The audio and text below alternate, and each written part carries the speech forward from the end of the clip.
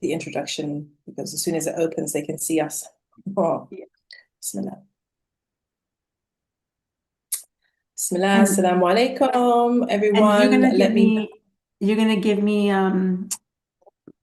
permission to share, right? Yes, I am. All right, so I do believe we are live now. So inshallah, I'm going to make you a co-host, dear sister, so that you're able to share your screen. And I'm going to welcome everybody to the session. So this, everyone, is the long session. This is we have talks on the hour, every hour until 10 p.m., I believe, UK time, or some madness. It's the clocks have changed today. So I don't know what time it is where everybody else is, but we are right on time to start with our first talk of the afternoon stretch by Sister Raisa Riwala, and she is going to be taking us through co-parenting with faith and tawakkul. Okay, so this is a talk that is more and more relevant. As we know, the numbers of divorces have increased dramatically over the last 10 years, we can say. So the issue of co-parenting is one that is even more paramount. And so I am delighted to welcome Sister Raisa Hiwala, who is the Muslimah divorce coach. And she is a Fitra-focused health coach, certified through the Back to the Fitra Academy. And we met the founder of the Back to the Fitra Academy in our earlier session, Sister Catherine Jones. And Sister Raisa is also mentioned in Asumini Kasule's book, Lead with Love, which we are launching this weekend. She guides Muslim wives through indecision around divorce, helping them reconnect with their fitra to make empowered, conscious choices and live peaceful, purposeful, fulfilled lives, inshallah. Raisa is also the founder of her signature programs focused on creating healthy, resilient families, Empowered Choices Mastermind, Reinvent Yourself After Divorce, and Revitalize Yourself. She's also a health coach for Mind Strong Fitness, mashallah, supporting women with menopause symptoms and solutions for holistic and intentional wellness. Sister Raisa, welcome to the channel and welcome to the Parenting Leadership Conference. Thank you so much for coming and joining us. Welcome, salam, it's a joy to be here, and I'm really excited to be here and supporting Asamini's book. Yeah. So Bismillah, inshallah, over to you. I'm in the background. I will be bringing in questions from YouTube if you have, if any questions come through or comments. And please don't forget to give us your, how we can reach out to you at the end and any freebies you have for our audience, inshallah. Bismillah, take it away.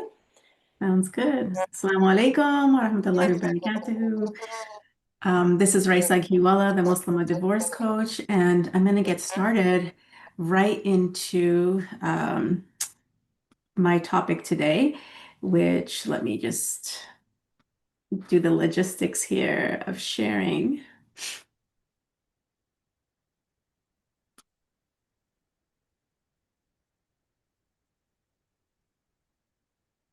Okay.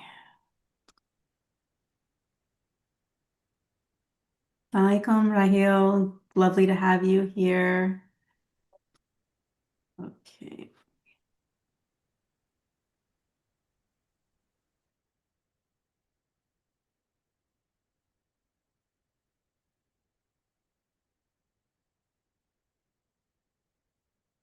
Okay.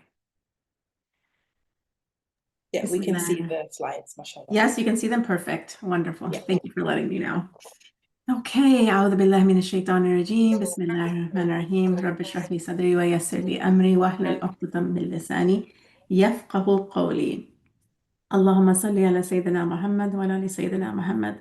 Welcome to the parenting conference today. My topic is all about co-parenting with grace and tawakkul, leading with love amid high conflict divorce. And it's an honor to be here and supporting Asamini with her book and supporting her work with children, and I got to know Asamini, as she mentioned, when she was going through a high conflict divorce. And that's my journey and my story as well, which led me to support other women on that journey of really using their tests of divorce or co-parenting, strife in their marriage to really return back to Allah subhanahu wa ta'ala and find the solutions and the answers that they're looking for through that test. So my first question for you is, have you ever felt that deep pain of unfairness or injustice when your ex drags the children into conflict? Have you ever watched your child be placed in the middle, made to choose sides, or very subtly manipulated until they have no other option but to distance themselves from you? It is actually one of the deepest heartbreaks a parent can experience. You're doing your best to protect your children, to protect them from being caught in the crossfire of their parents' conflict. But it feels like no matter what you do, your efforts are being undermined. And in those moments, the pain can turn into anger, frustration, and helplessness.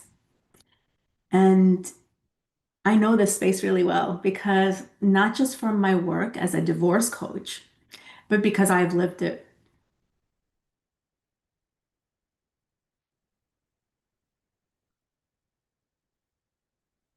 Alhamdulillah.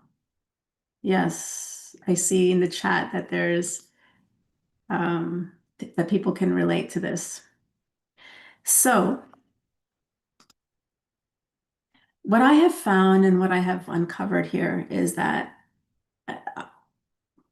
we think that peace comes, that we'll be able to be at peace when the other parent changes, when they finally stop lying, manipulating, and hurting you through your children. But the truth is that peace is not found in what the other person does or does not do. Peace actually comes when we stop outsourcing it to someone else, when we stop depending on our emotional state from others, whether it's their behavior or it's your circumstance or your situation. When we stop looking for peace from the outside rather than the inside in our connection to Allah subhanahu wa ta'ala. Because the real solution is understanding that our feelings of anger, hurt, despair, they're not being created by your co-parents' actions. They're actually being created by your own thinking about those actions or whatever it is that you're thinking about. It's coming from your own thinking, it's coming from inside of you. And the moment that you understand this and you take ownership of your emotional state is when you reclaim your power. Because now, at this point, when that happens, instead of reacting to their dysfunction, you can respond from your wisdom. You can respond from how Allah subhanahu wa ta'ala is guiding you. You can respond from higher states of consciousness, such as consciousness of Allah, which is taqwa, which we'll talk about as we move forward. And then you won't be at the mercy of their choices, what they're doing, what they're not doing, because you're centered and you're grounded and you're rooted in your choices, which are for the sake of Allah subhanahu wa ta'ala.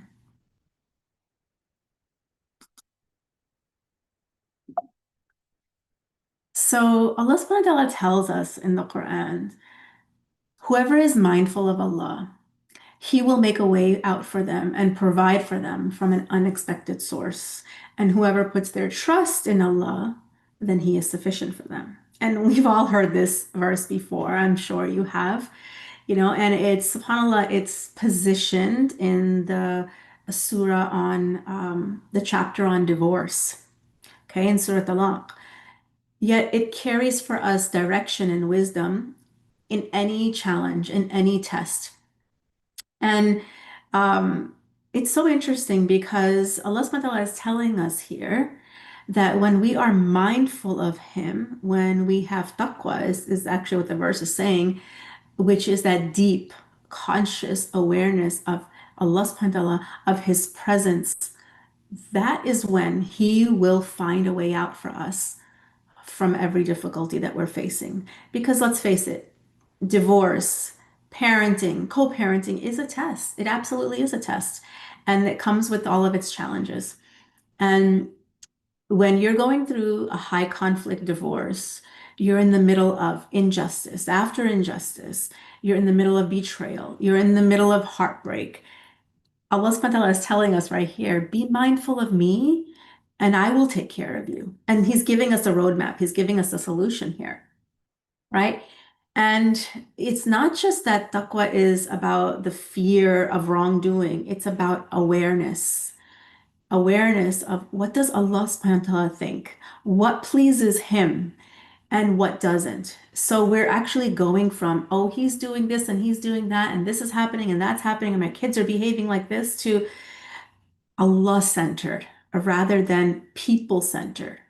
And I know in those moments it can seem like, oh my gosh, my kids are so off track. Oh my gosh, they're having such defiant behavior. They're acting out. They're not listening, and, he's doing all of this and he's causing this. All of the things that come up, not realizing it, we end up putting other people at the center of our life, the center of what's going on, rather than Allah at the center. Okay. And that is what taqwa is all about. So when those feelings come up of unfairness, that pain arises, the opportunity here is checking in with yourself. The opportunity here is going inward and connecting to yourself, because that's the only place you'll be able to connect with Allah subhanahu wa ta'ala, from the inside, not from the outside. And the opportunity comes and to ask yourself, am I acting from how I'm feeling, the pain, the hurt, the anger? Or can I hear Allah subhanahu wa ta'ala's wisdom and His guidance for me? Can I hear that? Do I know what that is? Checking in with yourself. Am I seeking vengeance? And yes, it's very normal to want to retaliate. It's very normal to want to, get back and seek vengeance when you're feeling injustice or when you're going through betrayal. Or am I seeking that vengeance, or am I seeking Allah subhanahu wa ta'ala's pleasure? Where am I at? Can I check in with myself? Am I responding from the hurt and the pain that I'm experiencing? Or am I responding from the qadr of Allah, trust in the qadr of Allah subhanahu wa ta'ala?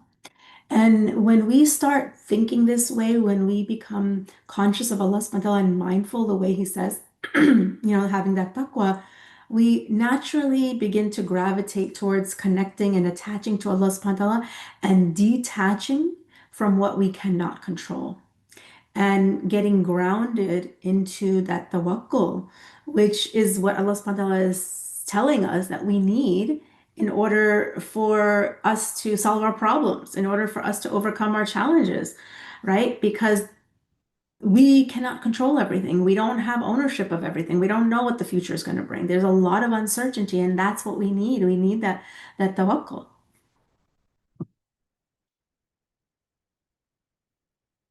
So taqwa, which I know you have all heard before, that allows us to be conscious of Allah subhanahu wa ta'ala. And that tawakkul allows our heart to feel safe and secure when we surrender in His plan. And that's really where that emotional freedom begins, when we are no longer acting to satisfy our feelings, right? We have our feelings on one hand, and then we have pleasing Allah subhanahu wa ta'ala on the other hand. And when we gravitate towards pleasing Allah subhanahu wa ta'ala rather than pleasing ourselves, or, really just satisfying whatever our feelings are causing or are telling us to do. Okay. So I want to share with you um, the time when I was in my own journey, when I faced something that I wouldn't wish on anyone, which is parental alienation. And that is when I had to watch my children turn away from me because of the influence of the other parent.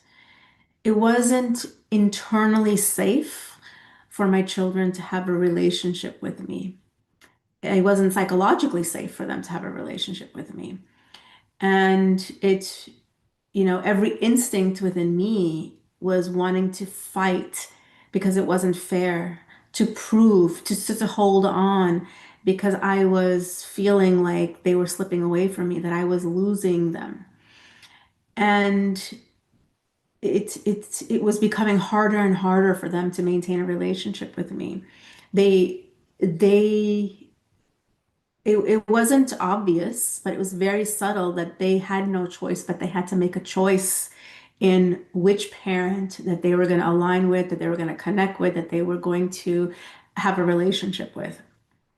And I realized in those deep, dark moments where only thing I had was Allah subhanahu wa ta'ala, and that I was going through a test, a huge test. And in fact, it was Sister Catherine from Back to the Fitra Academy, who you heard speak yesterday, who was my mentor and my coach and who was supporting me through all of this. And I remember her clearly telling me, like, okay, this is the time you're going to have to get really grounded in your spiritual and emotional connection with Allah subhanahu wa ta'ala, because that's what I needed to move forward. And I realized that I was going through this big test, and there was a reason and a purpose behind it.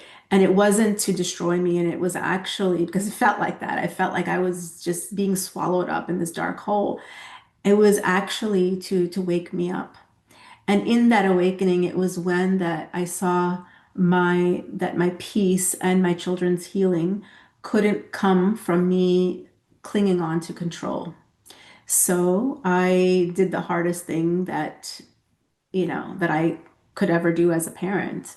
I surrendered and I let go. I let my children go and live with their father full time, which meant that I would not see or have a relationship with them. It meant that I was, letting them walk away and be okay with not seeing them that often, with, really just letting go of that relationship. And for me, it felt like he won and I lost. And this, understanding where I wasn't, it wasn't about me. It's something that I had to understand and realize is that relationship, it wasn't about holding on to control. It wasn't about me having them in my life. Um, and it wasn't, I didn't allow them to, I didn't let them go. I actually let them go into Allah subhanahu wa ta'ala's hands. And that's what it was all about for me, because I wasn't handing them over to their father. For me, it was more about handing them back over to Allah subhanahu wa ta'ala because they belong to him.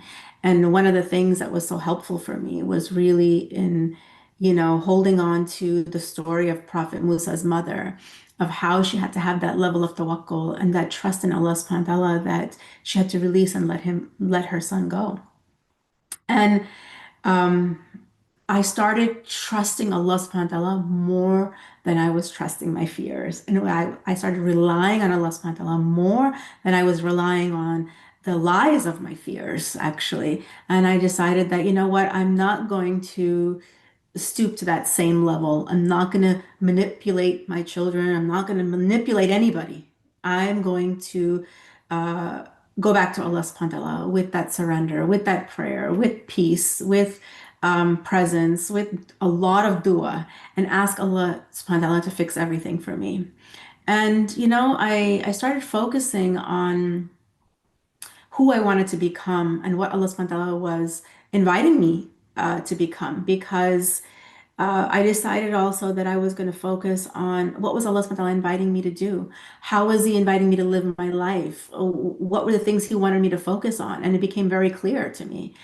And that it was not meant for me to focus on the children that I was letting go of. It was meant for me to focus on what Allah subhanahu wa ta'ala was inviting me to do, to serve Him, to focus on the things that He was putting into my life. And part of it was, the work that I do now to help people come back to Allah subhanahu wa ta'ala in through their tests, whether it's in their marriage or whether it's through divorce or co-parenting. That's what I was focusing on. And I had also been focused on, okay, I'm going to focus on me and my relationship with Allah and growing myself and developing myself because I am going to be here with open arms whenever they choose to come back, however way that looks, whenever that is, without that blame, without that guilt, and without that shame, for my children, that they did what they needed to do through no fault of their own. And subhanAllah, over time, that peace began to ripple out because when I started embodying that peace, they could feel that in my presence, even though we had, such very limited opportunities to connect and really, build a relationship. And what ended up happening is that there were a few opportunities that Allah subhanahu wa ta'ala gave me with my children who are now adults, in their 20s, in their early 20s, and where we've had few moments where we can connect really deeply and intimately. But they're just far and few, and I focus on what I do have, the quality of that, whenever it comes to me. And that's exactly what I've just been focusing on. And so today I want to share with you, what that looks like, because Allah subhanahu wa ta'ala, what that taqwa in action looks like, because Allah subhanahu wa ta'ala tells us that whoever is mindful of Him, He will make a way out for them. And that mindfulness is taqwa. And taqwa begins with conscious awareness, being aware of Allah subhanahu wa ta'ala in every moment, especially in the moments where we're most triggered. What is happening internally, right? Because if we want to respond with taqwa and tawakkul, that is being conscious and aware of Allah subhanahu wa ta'ala. So that starts with us first. Are we even conscious and aware of our own self? Do we know like what's going on internally for us? Can we tell when we're triggered and we're in heightened emotions? Right? Do we think that our peace depends on what is happening outside, who's doing what? No, because Allah subhanahu wa ta'ala tells us in the Quran that verily in the remembrance of Allah do hearts find rest in Surah Rad, in verse 28. And that true peace and rest of our heart, that tranquility, it comes from remembrance of Allah subhanahu wa ta'ala. Are you aware of Him, right? Because when we are in that space, and that can only happen in the present moment, not when we're thinking about, all the things that he did and all the things that are happening for the kids and all the things that can happen in the future, that uncertainty and those fears, which I experienced as well, had all these fears about what's going to happen to my children, what's going to happen to their deen. And a lot of it, a lot of the fears that I had have manifested, but I still don't know. Just because they have manifested, I still don't know what their internal condition is. I still don't know how Allah subhanahu wa ta'ala is guiding them, because He still is guiding them, and I don't know what's going on internally for them. I can only see the external stuff, and the external stuff is not real truth, is not real knowledge. We will never have that real truth and knowledge. We can make up stories based on what we're seeing, but and believe that it's true, but we don't actually have the truth of what is actually going on. Only Allah subhanahu wa ta'ala has that.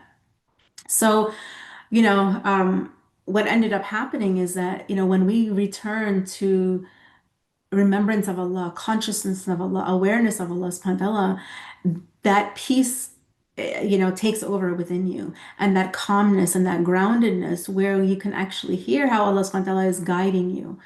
And you start remembering who is really in charge. No matter what you're seeing on the outside, who's really in charge, who's really in control of everything, right? And what ended up happening is that I started to see the children, the father of my children, the man who I was married to for so many years, not as my enemy, but as part of my test. He was being used by Allah subhanahu wa ta'ala with the circumstances that I was going through to test me and then to bring me back to him. And that's what it was really about. And I started realizing that parenting is an amana, a sacred trust from Allah subhanahu wa ta'ala. And my job is not to control anybody, not to control what the other parent is doing, not to control what my children are doing or how they're behaving, but to show up in how Allah subhanahu wa ta'ala is guiding me, and representing Allah subhanahu wa ta'ala to my children with his mercy and compassion and firmness where that is needed, in the way that I'm showing up, right? Because Allah subhanahu wa ta'ala sends our children to us as an amana to actually represent Allah to our children because they come from Allah, right? And they are so helpless and they need that support, that stability which they had before when they were with Allah subhanahu wa ta'ala. So we have to provide that for our children, not get them to do or become who we think that they need to become or who we want them to, right? And you do that not because of your ex, not even for your children. We do that for the sake of Allah subhanahu wa ta'ala, because with him is the reward and the outcomes in this life and the next. And the reality is that our peace does not depend on anything outside of us. It depends on how aware we are of Allah subhanahu wa ta'ala in that moment. And being mindful of Allah subhanahu wa ta'ala means, can I pause? Can I slow down to pause in the moment of when I'm feeling so overwhelmed and so emotionally charged? Can I reconnect back to myself and Allah subhanahu wa ta'ala in those moments, to check in on what am I feeling right now? And is what I'm feeling actually true? Where is this coming from? What message is Allah subhanahu wa ta'ala sending me through these feelings? Because the feelings are a invitation to go back to him, right? Not to react.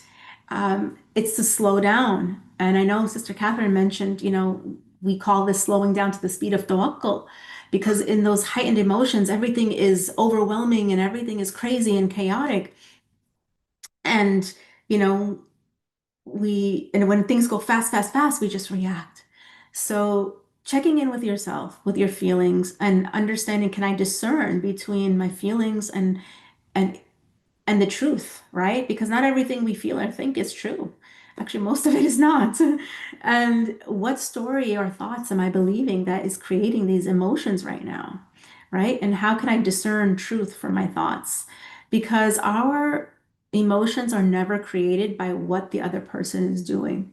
They're created by the meaning that we attach to what is happening, right? That awareness, realizing that my feelings are coming from my own thinking. And that is what brings everything back to internally, inside, because how we're feeling is coming, it's an inside job, okay? It's not coming from what's happening on the outside. And so when you're able to take ownership of your thoughts and take responsibility for your feelings, you get to choose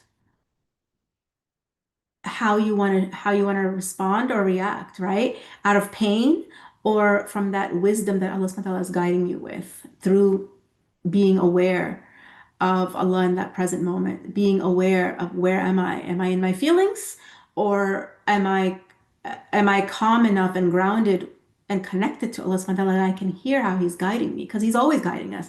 It's just there's so much noise in the head that comes from all of this overwhelming thoughts that we can't hear that. And that's when we need to slow down and reconnect to Allah subhanahu wa ta'ala in that present moment.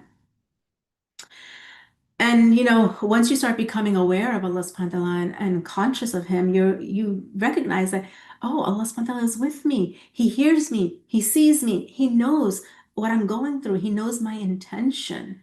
And that's where you can get really sincere and purify your intention. What is it? Is it to get back? Is it to retaliate? Is it to get control? Is it to get your kids back? Is it to get kids to do whatever? Or is it to please Allah subhanahu wa ta'ala in whatever is going on, right? And you can choose to respond with that grace and that tawakkul that I talked about by, setting healthy limits and showing up from wisdom rather than reactivity. And when you start doing that, um,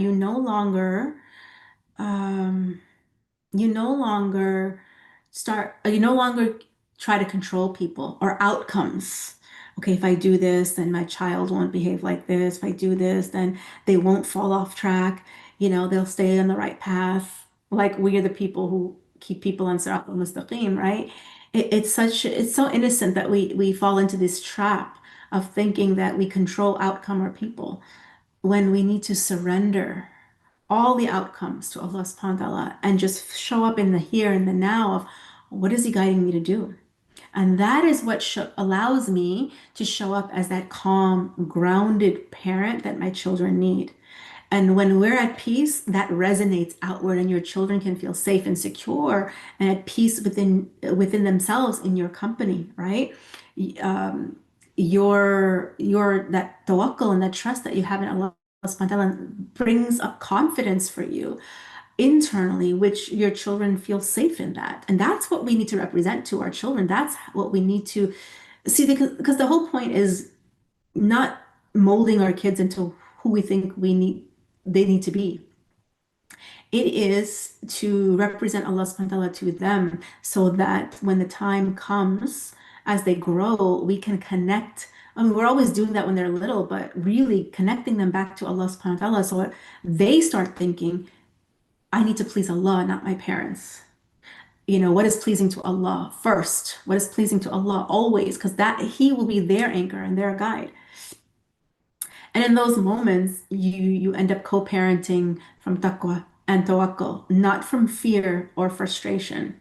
And that's exactly where Allah subhanahu wa ta'ala's promise comes to fruition, where He will make a way out for those who are mindful of Him and provide for them where they could never imagine. And that's what happened for me, is that he course corrected me. He took away what wasn't meant to be my focus anymore.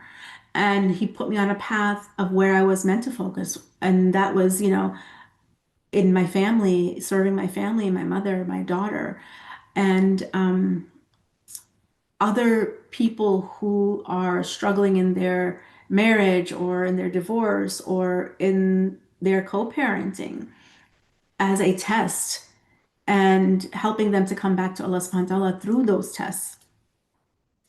And just that growth and that expansion of who I've become, so reliant on Allah subhanahu wa ta'ala, because He's helped me to learn detachment from people, including my children, all people, including my children, my family members, and really be able to reattach to Allah subhanahu wa ta'ala in ways that through the tests and challenges of life, I can choose Allah subhanahu wa ta'ala to the best of my ability. That's always a growing process, but that's my my message to you, is this opportunity of, especially when you're going through divorce or hardship in your marriage, it's not about winning or losing. It's about understanding our role as a representative of Allah subhanahu wa ta'ala and nurturing the amana He entrusted us with.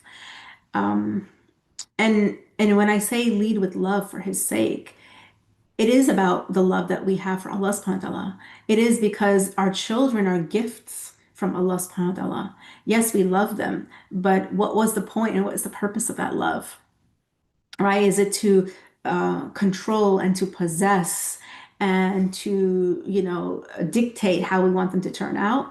Or is it to be guided by Allah subhanahu wa ta'ala on how He's guiding us to show up with our kids? Because Allah subhanahu wa ta'ala is ultimately the guide and the protector. And our job is, what is He looking for me to do in this moment? How is He looking me to nurture my child in this moment? What does my child need? And until we're still and connected and grounded within ourselves and Allah subhanahu wa ta'ala, we won't be able to do that, because they are His creation. They don't belong to us, they belong to Him.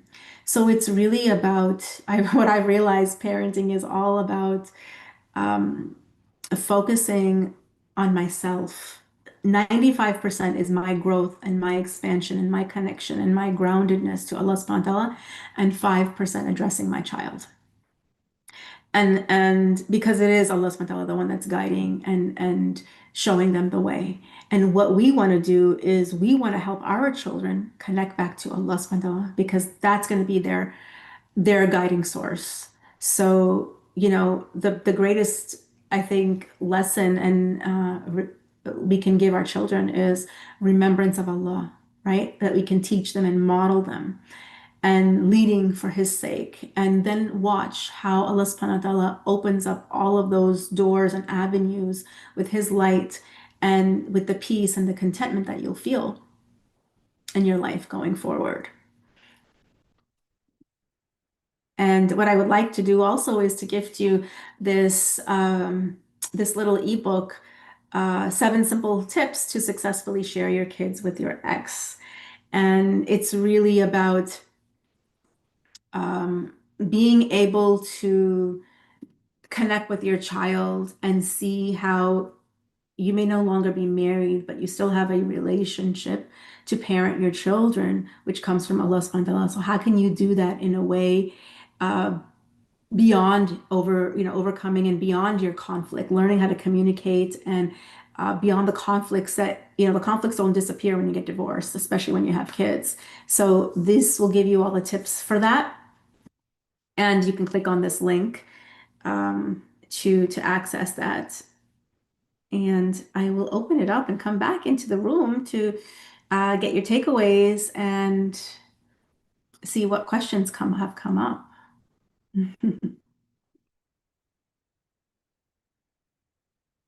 I've put the link in the chat as well, and I'll put it Perfect. into the YouTube stream chat as Let's well. see here. Yeah, there's there's all of these comments in the chat. I just wanted to read them out here. Raheel is saying, your story has been an inspiration for me in my pre and post divorce journey. Jazakallah khair for this reminder. Alhamdulillah, we humans need reminders all the time. Ameen, ameen. Yes, we all do. When we show up in wanting to please Allah, the journey becomes a lot more peaceful, and it doesn't change the outside storms, yet they are full of peace. Alhamdulillah. What I have seen and seeing throughout this journey is becoming aware of my own self, alhamdulillah, which makes me aware of my connection with Allah subhanahu wa ta'ala. Alhamdulillah, Allah is amazing and really so merciful, we cannot even comprehend. Ameen, ameen. Jazakallah khair, Raheel, for all of your participation and comments. Alhamdulillah. And, if there's any other questions that I could address for you, because what I've realized actually is the test that Allah subhanahu wa ta'ala custom tailors our tests for us, and He does use the people closest to us, our children, our spouse, our parents, our family members, to actually bring us back to Him. And so the test that you're facing, whatever that is not really about everything that's going on the outside and fixing or solving those issues. It's really about returning back to Allah subhanahu wa ta'ala and what is he trying to tell you? And in the stillness, in the quiet, is where you can actually hear those messages and then respond and move forward. May I share some of the comments from YouTube, inshallah? Sure. I've got some comments here. People calling it a wonderful live stream and just reflecting back some of the things that you've said. Indeed, yes, we are all tested, and people in our lives are also a test. Absolutely, time to step back, to breathe. Such a powerful reminder, says Aisha. When we have children that aim to please Allah first, they have the safety and best living that we want for them. It starts with us. Marwa says what stood out for her was the detachment from this world and focusing on pleasing Allah subhanahu wa ta'ala. And Abdurrahman said, yep, difficult but true. Emily says that she loves your outfit and the color. Knows that it's off topic, but loves the outfit, the color, and the words. Alhamdulillah. Marwa has a question, and it is, what is one tip to keep us aware and focused in moments of stress? I love that question. Yeah, the one tip I would say is slowing down. is slowing down, because when there's a frenzy outside and there's a frenzy inside, oof, what we need is that pause. What we need is that, like, just breathing, slowing down, and going back to the source, because there can be a frenzy outside, and having a calm, connected, grounded relationship and presence with Allah subhanahu wa ta'ala. Because remember, Allah subhanahu wa ta'ala tells us that we are closer to him than his jugular veins. So Allah is right there. But where are we? We're usually scattered and like, oh my God, I have to fix this. Oh my God, this is happening. Oh my God. Right? And we're saying, oh my God, but are we going back to Allah subhanahu wa ta'ala when he's right there? And I think so that one thing I would say is just slowing down, taking a pause, putting yourself in timeout if you need to do that. Yes, C. I don't know if that's how you pronounce your name, so forgive me. You had a question? You can unmute yourself if you had a question. Oh, sorry, Assalamu alaikum. I just So, asked my question in the chat room. It was just a question from a Muslim myself. Thank you for your talk. It was definitely something I needed to hear today. As don't have the network to always have information like this. But as being a Muslim, my the rest of my family are not Muslims, and it's sometimes very difficult to have that emotional boundary that I'm trying to have and still have connection with them if they're not on the same journey as me. And I'm finding it very hard to have that balance with my parents as well. I've been Muslim a long time. My mum brought me into Islam, but she's left the deen now. But she's now very emotionally unavailable, and we don't have a connection, and it's caused a lot of trauma and rejection in my family. But I'm having a problem with having that connection of still being emotionally available to be connected with their family and still not be on with their journey at their level, where I'm always either not seen to them as being participating with them, or I'm kind of trying to stay my own journey so that I don't get over emotional and don't affect me mentally with my mental health, because I'm just finding it hard to find that balance, and my parents are not understanding, when I have my boundaries and then I have my journey, it's for me on my level to keep my sanity still and to have that still connection with Allah. But they see it as I'm pulling away from them and I'm not, being we just don't have that connection. And it's been very difficult, very, very difficult for me to have that understanding. As a Muslim, I've had this issue. I'm 35 years old. I've been a Muslim a long time, since I was a child, and through the emotional trauma and the stress of not having understandings with each other, it's caused me to have seizures in my my journey in my life. So now I'm trying to keep that emotional sanity and emotional awareness of myself, keep myself on a level where I am happy and have that joy, but then not have to have that family drama or the family tension, stress, which it brings, because we can't connect on a level. So that's my issue really at the moment. Alhamdulillah, may Allah subhanahu wa ta'ala grant you all of the emotional and spiritual resilience that you need in order to overcome these tests, because it is a big test. And we know we're going to be tested with our family members, especially our family members as the ones that Allah subhanahu wa ta'ala uses to bring us back to him. So definitely there is something here where Allah subhanahu wa ta'ala, it's not about, it seems like it's about them and being able to connect with them.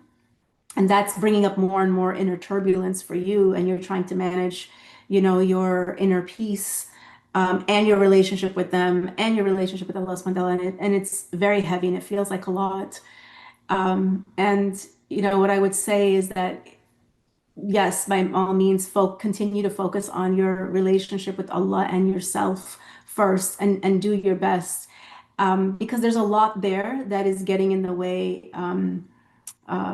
of being able to connect with them, and you won't be able to connect with them in the ways that you want to until you have that solid, grounded connection with yourself and Allah. And Allah subhanahu wa ta'ala is definitely trying to show you something here.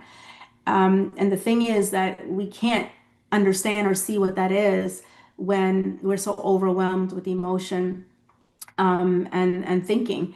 And one of the things I would invite you to is to join the community, the We Are All Okay community that Sister Catherine at Back to the Fitra Academy shared yesterday on her talk, where you will be able to find that support that you are seeking in terms of understanding your emotional state, which goes hand in hand with your spiritual state, because you're a soul. We're a soul, right? So we're spiritual beings housed in a physical body, having a spiritual experience. And so I would invite you and encourage you to join that community, to get the support that you need to help you see how Allah subhanahu wa ta'ala is inviting you to, for your solutions for how to handle this challenge, because only He has the answers, and He's going to give it to you. He's not going to give it to anybody else. He's going to give it to you, when you go back to Him.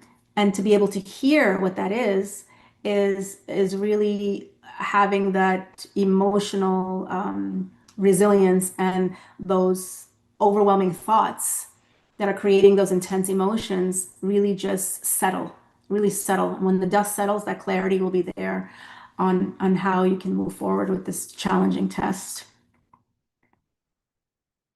Jazakallah khair. Thank you so much. Can I have the information, sorry, sister, for that? Because I Yes. think I missed the first talk yesterday. So I would Yes, definitely like to try and look at that talk. Thank you. Thank you very much. you're welcome. I believe that's on Sister Naima's YouTube channel. She will be able to direct you better to where you can visit her talk and her community, inshallah. Thank you. Assalamu alaikum. Wa alaikum assalam wa rahmatullahi wa barakatuh. Yeah, and I think your question here, emotionally aware, how do you be emotionally aware of myself? Your family are not emotionally available and are not on the same journey for taqwa. Yeah, they don't need to be on the same journey. You can. How do you have boundaries from a revert Muslim? Yeah. The way we teach boundaries, we call them just having, setting limits and holding limits. And that comes from the clarity and the confidence you have because you're hearing how Allah subhanahu wa ta'ala is guiding you to set those limits, to be able to, just show up with things that are okay and things that are not okay as your authentic natural self, because you're so deeply and strongly connected to Allah subhanahu wa ta'ala and yourself. You can authentically show up and say what needs to be said, and keep quiet on what needs to be kept quiet, and still be present and available for yourself and others. And that community, We Are All Okay community with Sister Catherine, will be able to give you the resources on how to do that. And we all came from that community. Sister Catherine was my mentor and my coach, and then Asumini was whose book we're celebrating the launch of her book, Lead with Love. She was one of my clients, and I introduced her to Sister Catherine, and she became a colleague of mine and one of my dear sisters and friends. Oh, here's a good question. How should one deal with parental alienation while maintaining etiquette? SubhanAllah. I wrote a blog on my website about parental alienation, and it's so deeply hurtful. But I think the key in all of this is, I know I'm going to say this, and I know it's difficult, but what I'm trying to say is that parental alienation is the other parent alienating you from your children, or alienating you from your children, and even the child from the other parent. But the child doesn't see it that way. And the key is not taking it personally. And I say that with a lot of humility, because when I was going through that, I couldn't really understand what does that look like? What does that even mean? How do I not take this personally? Like my children are being taken away from me. Not just physically, but emotionally and psychologically and, connection wise. Because what is actually happening, there's a circumstance that's happening, right? And that's your test. And Allah subhanahu wa ta'ala is using this situation to bring you back to Him. So number one, how we handle it is going back to Allah subhanahu wa ta'ala deeply, humbly, surrendering. Like I can't do anything about this. What am I meant to be doing here? I can't do anything about this. I need your help. Please fix this. One is having that level of humility and surrender with Allah subhanahu wa ta'ala, because He will show you what He's looking, because the test that He's looking for something from you. He's going to show you what that is. And it's not about the kids. It's not about the spouse or the ex. It looks like that.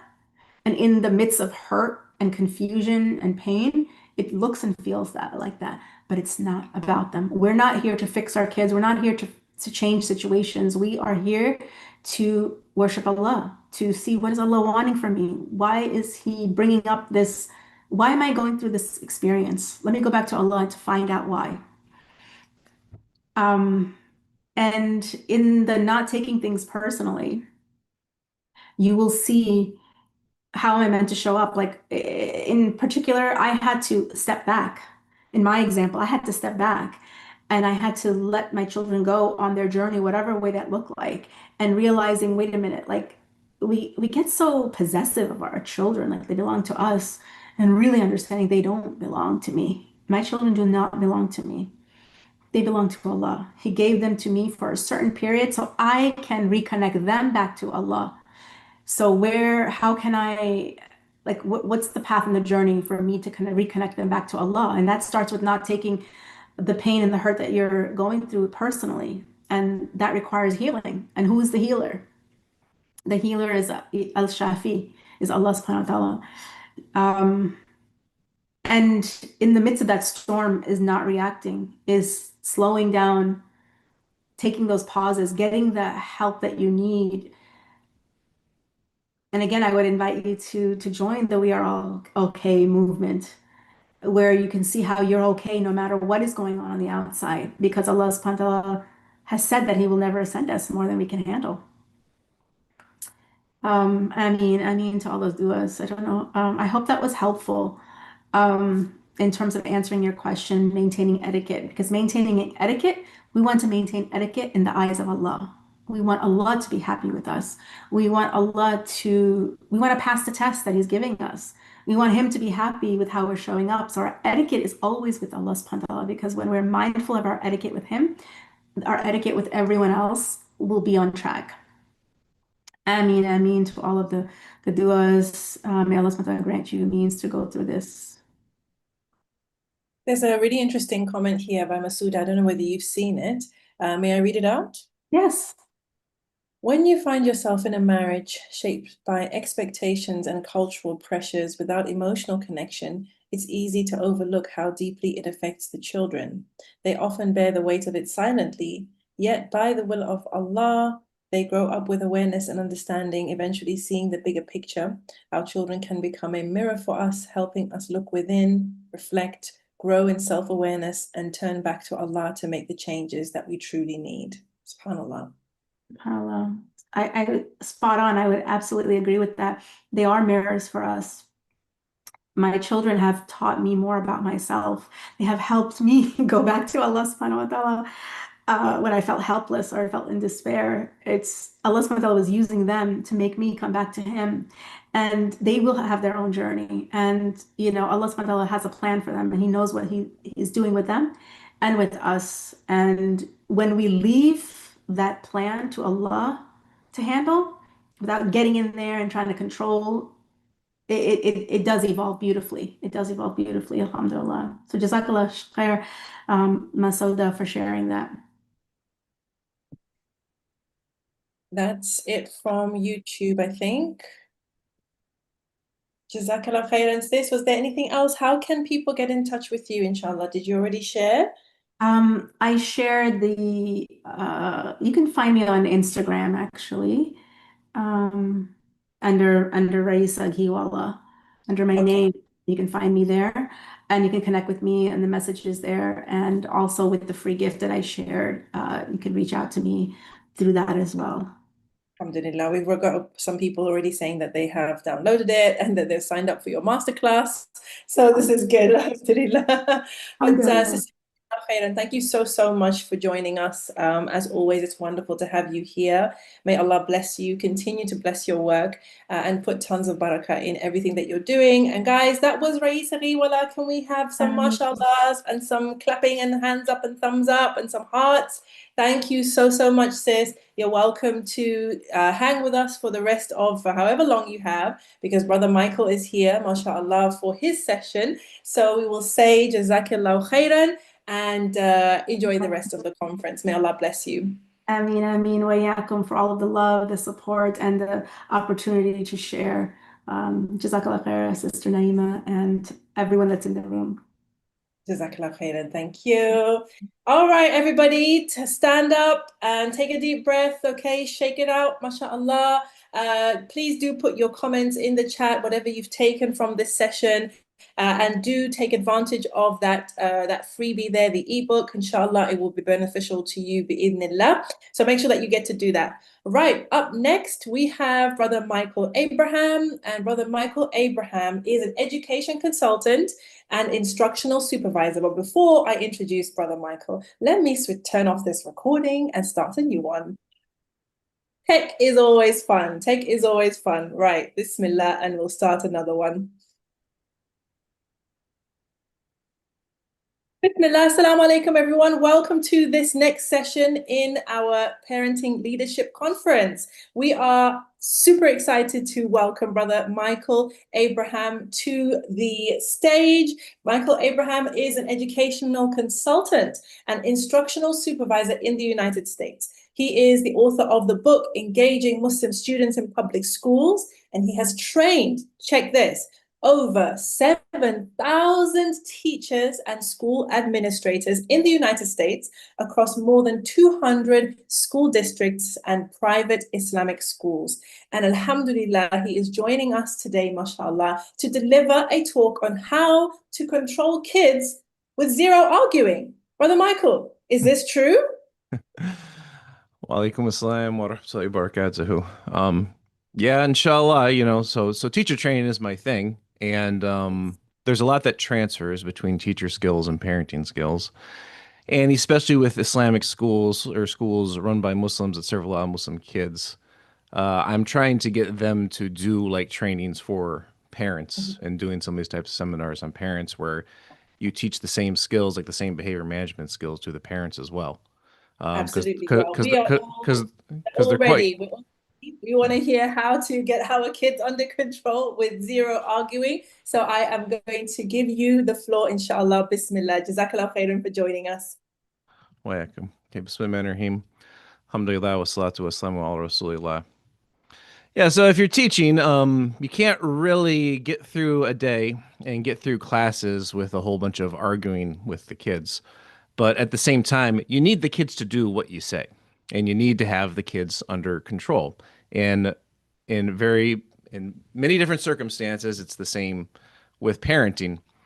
I know there's sensitivities about the word control sometimes and being over controlling, this type of thing. And parents shouldn't be. They should have the right balance with things. But at the end of the day, like, we have to set boundaries for kids, and we have to give the kids the correct relationship to authority, which begins with parents. And we need to do that in a way that maintains a warm relationship and is healthy. And in Muslim parent-child relationships and just adult-child relationships, having been in so many contexts with them, I really just see way too much arguing. Like there is way too much arguing, and there's too much of the adults falling for little traps that they don't realize are set up by the kids and not knowing how to deal with it properly.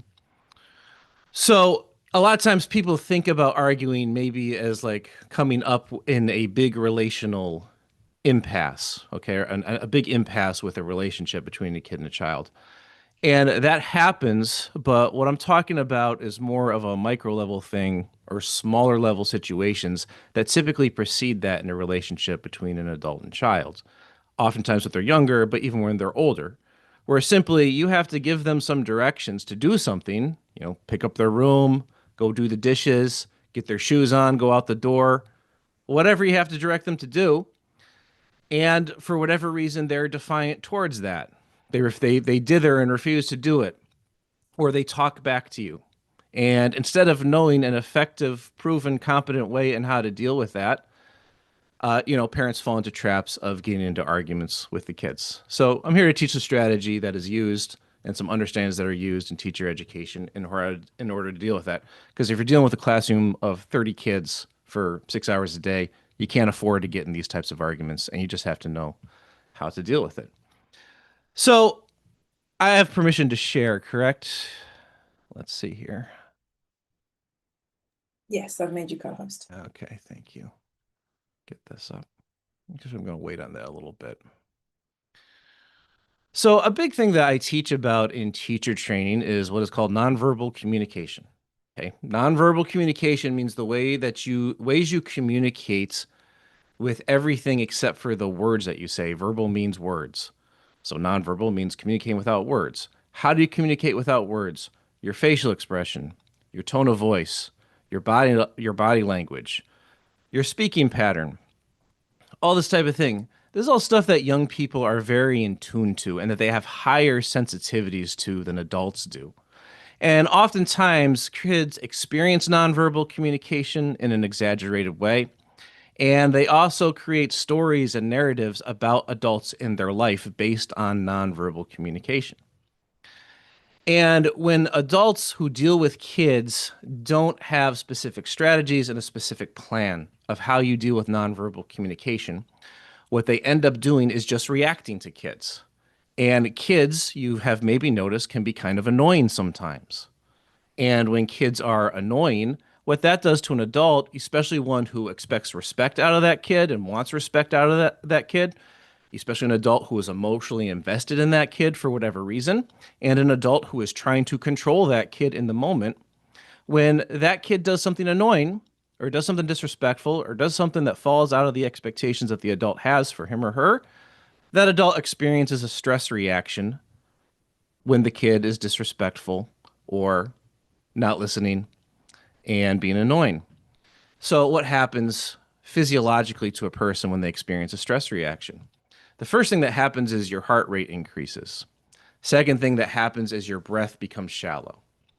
When your heart rate increases, it quickens the blood flow throughout your veins.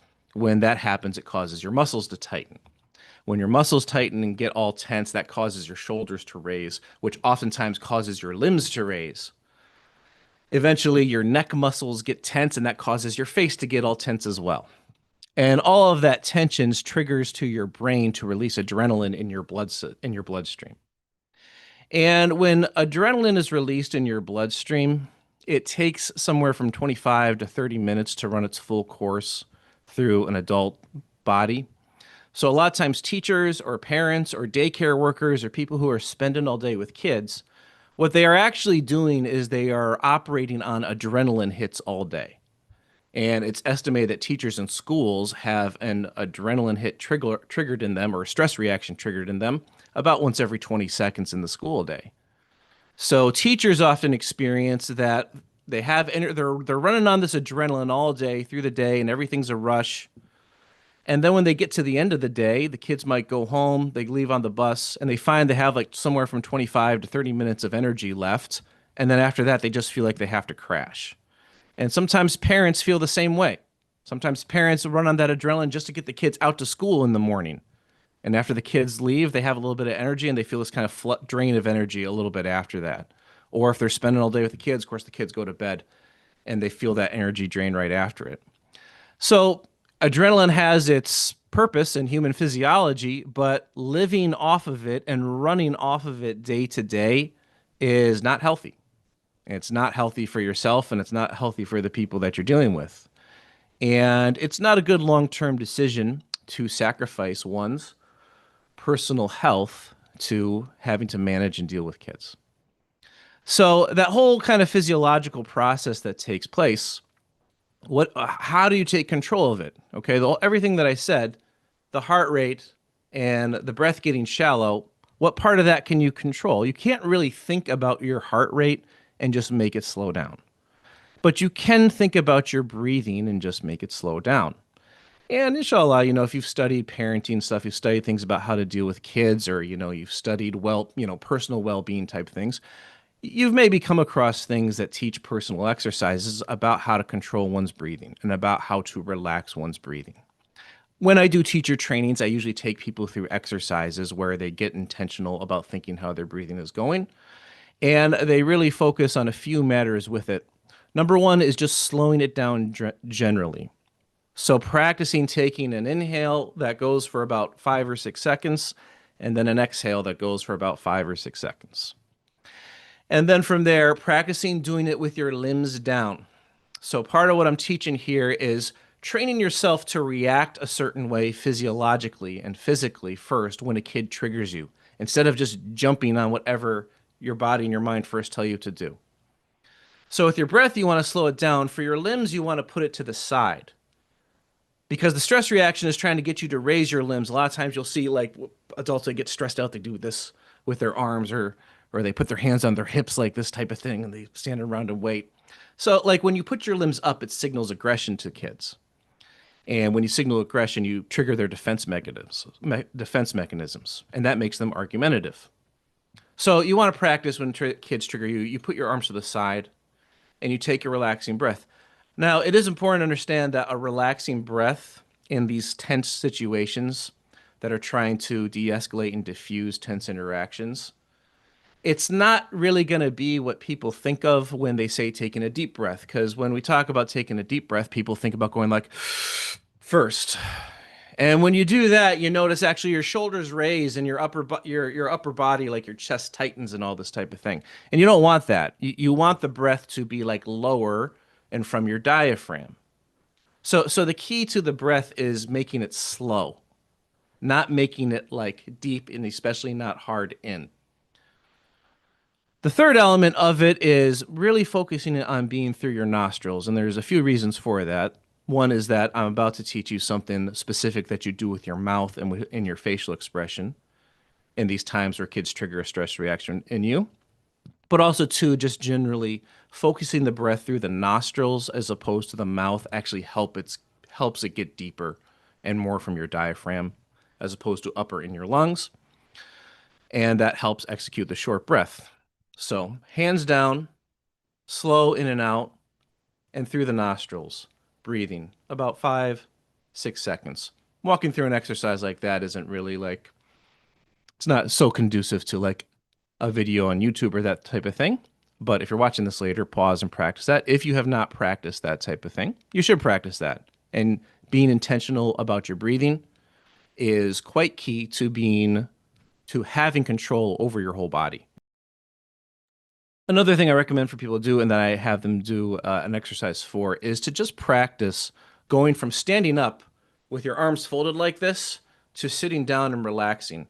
And imagine like you just got home from work for the day, or you just left something busy that you're doing and you're sitting down to relax. You naturally take a relaxing breath at that time. And just reflect on what that's like.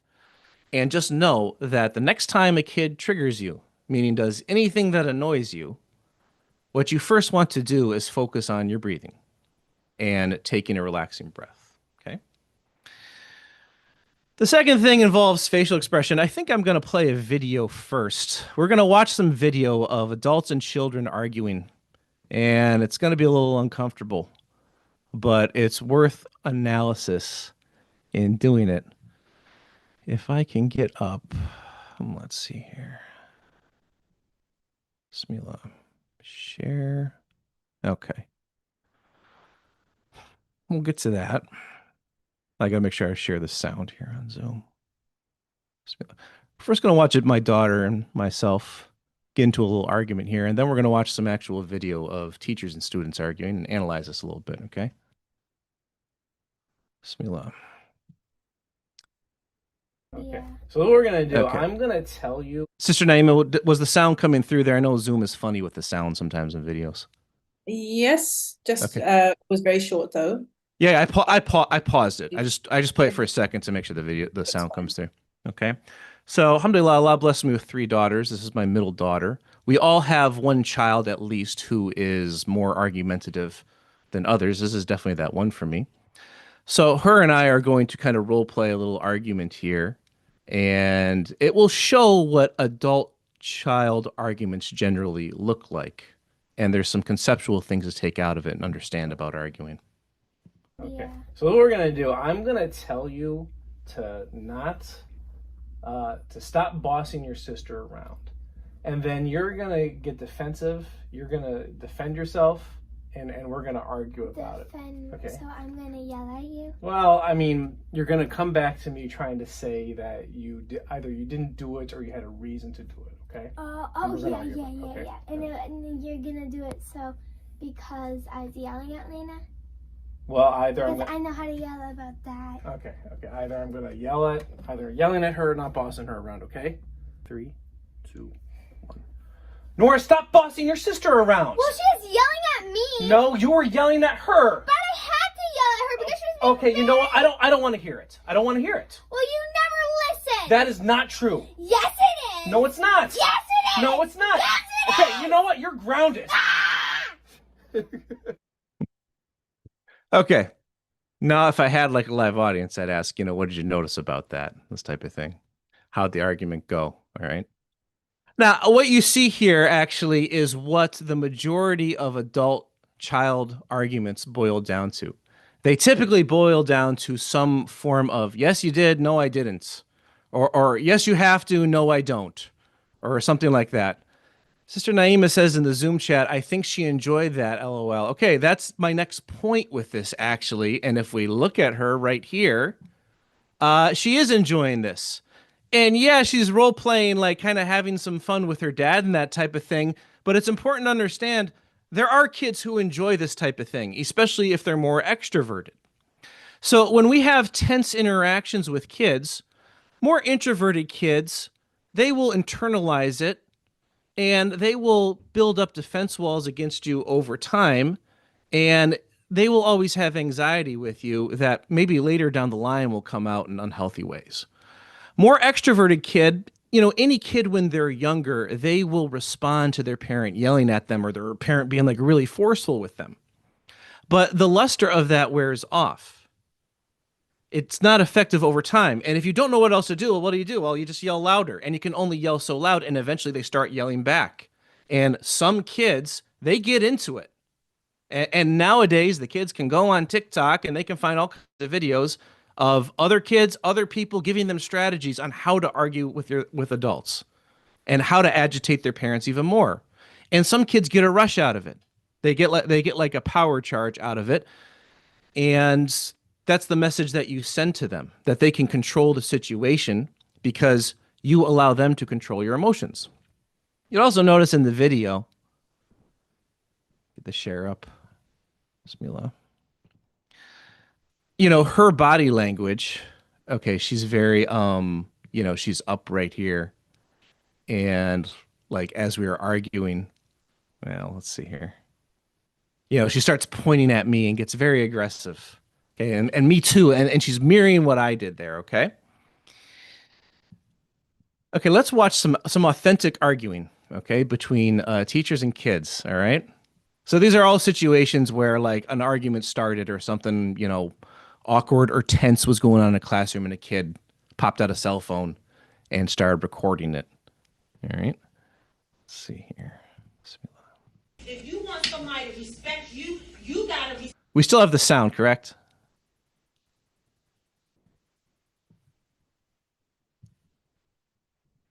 Yes. If you want somebody to respect you, you gotta respect them. It's a two-way street. And when I'm talking, you don't interrupt me. And don't sit here and say you did not interrupt me, that you did not disrespect me. Everybody in this classroom saw how you was being disrespectful. And everyone in this classroom saw how you were treating me. And this is nonsense. You're always talking to me. I've been talking to everybody in here, okay? Yes, I have been. I know exactly what's going on. I know how to teach, okay? This is not a difficult class. No, it's not. It's really not. It's really not. If you read the book, it's all about the blood. Okay. I have 3 minutes of this, but honestly, 45 seconds is enough. Okay, now, first of all, I mean, analyzing these videos in terms of nonverbal communication, okay? You know, first, the body language, the limbs up is such a big thing with the aggression that's being shown there. And you can just see the adults operating on the stress reaction and the kids responding to that. You know, in this second video, you notice some interesting things with the kids. So it's this boy in the middle here who's the target of the teacher's ire. But if you look at the kids around, like this guy in the back, his limbs are up and he's like, you know, like he's got this tension going on up in his head that he's trying to release. The girl next to him, you see her earlier, like her face planted in the palms of her hand, trying to release the tension in her face.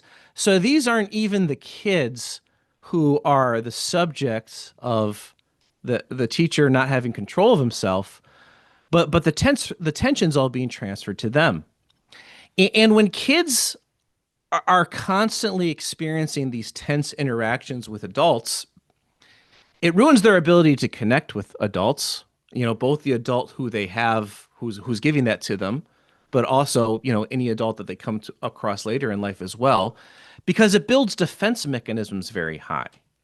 And again, like when they're younger, they might respond to that. You know, then they go through a phase where they shut down, and then as they get into like the early teenage years, they'll go through a phase where they start shooting back a little bit, and that might happen even earlier. That girl planting her face in her hands, I actually have multiple videos where you can see a kid doing that in a classroom in completely different contexts, because what's going on there, and again, even though that girl wasn't the subject of the tense interaction, her tear ducts are actually activating there because of the tension that she's experiencing from the interaction. And, you know, she's not gonna let tears flow or anything like that in front of her peers. So she's actually like really trying to suppress that feeling from taking place. And, you know, she's never going to be able to learn anything from this teacher again after that or take him seriously. And the kids will develop these defense mechanisms in response to it. And in those classrooms, certainly the first one was really out of control. The second one, what all those kids are going to do when they walk out of the classroom, what they're going to say about that teacher is they're going to say he's crazy. That's what they're going to say. They're going to say he has issues, because they're not going to blame themselves. They're not going to self-reflect like that. And their defense mechanisms are going to cause them to put the blame on someone else. And that is what they start to tell themselves as they get older about adults who give them this type of treatment. And where does it go? It doesn't go anywhere. Neither of those teachers you saw getting compliance. Now, the other big thing, if you were to break down transcripts of these arguments, other ones that I have, or really any argument between an adult and a child, what you would find and what you see is that whatever the child gives verbally, all it is a direct response or a direct recasting to whatever the adult is giving verbally.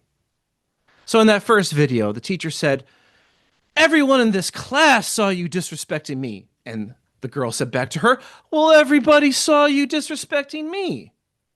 And the second one, he says, "If you just get out the book," and the kid says, "It's all about the book." Like literally just reusing the words that the adult gave them and giving them back.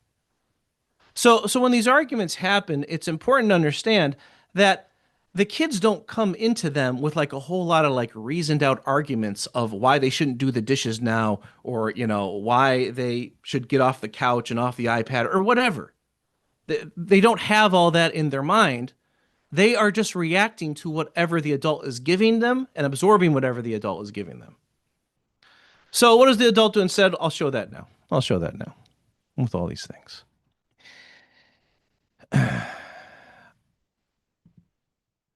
We'll go back to my daughter and myself. I showed the non-example. I'll show the correct way to do it here. Okay. Bismillah.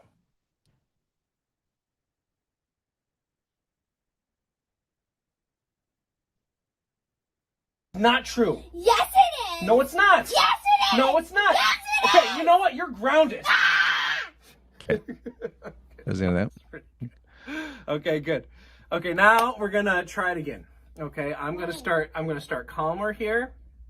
And I'm going to start calmer, and we're going to see how it goes, okay? You don't know what I'm going to do this time. We're going to start calm. 3, 2, 1, 0. Nora, you can't boss your sister around. Well, she was yelling at me.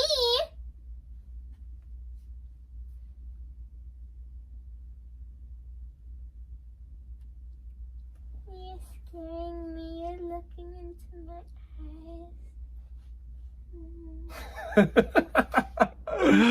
Okay.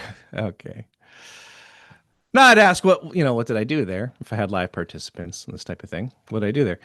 So number one, with my facial expression, I was doing something very specific that I'm going to teach, which is a specific facial expression that we teach in teacher trainings that you execute when a kid talks back to you.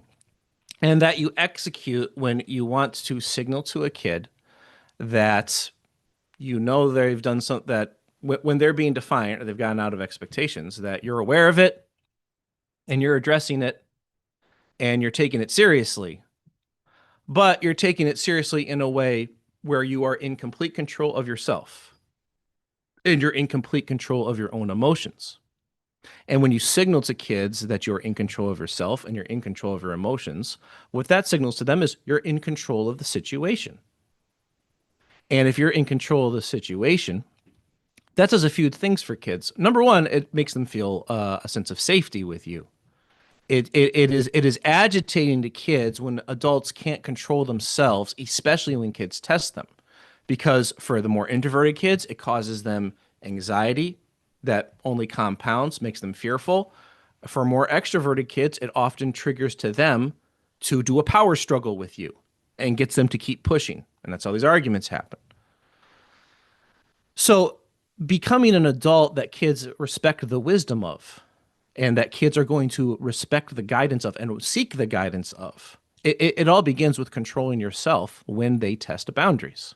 Because if you're not in control of yourself, what else are you not in control of is the question they have to ask themselves, and that you signal to them. So when you tell a kid to do something, and instead of doing what you said, the kid talks back to you, okay? And talking back means doing anything that is different from following the directions that you gave.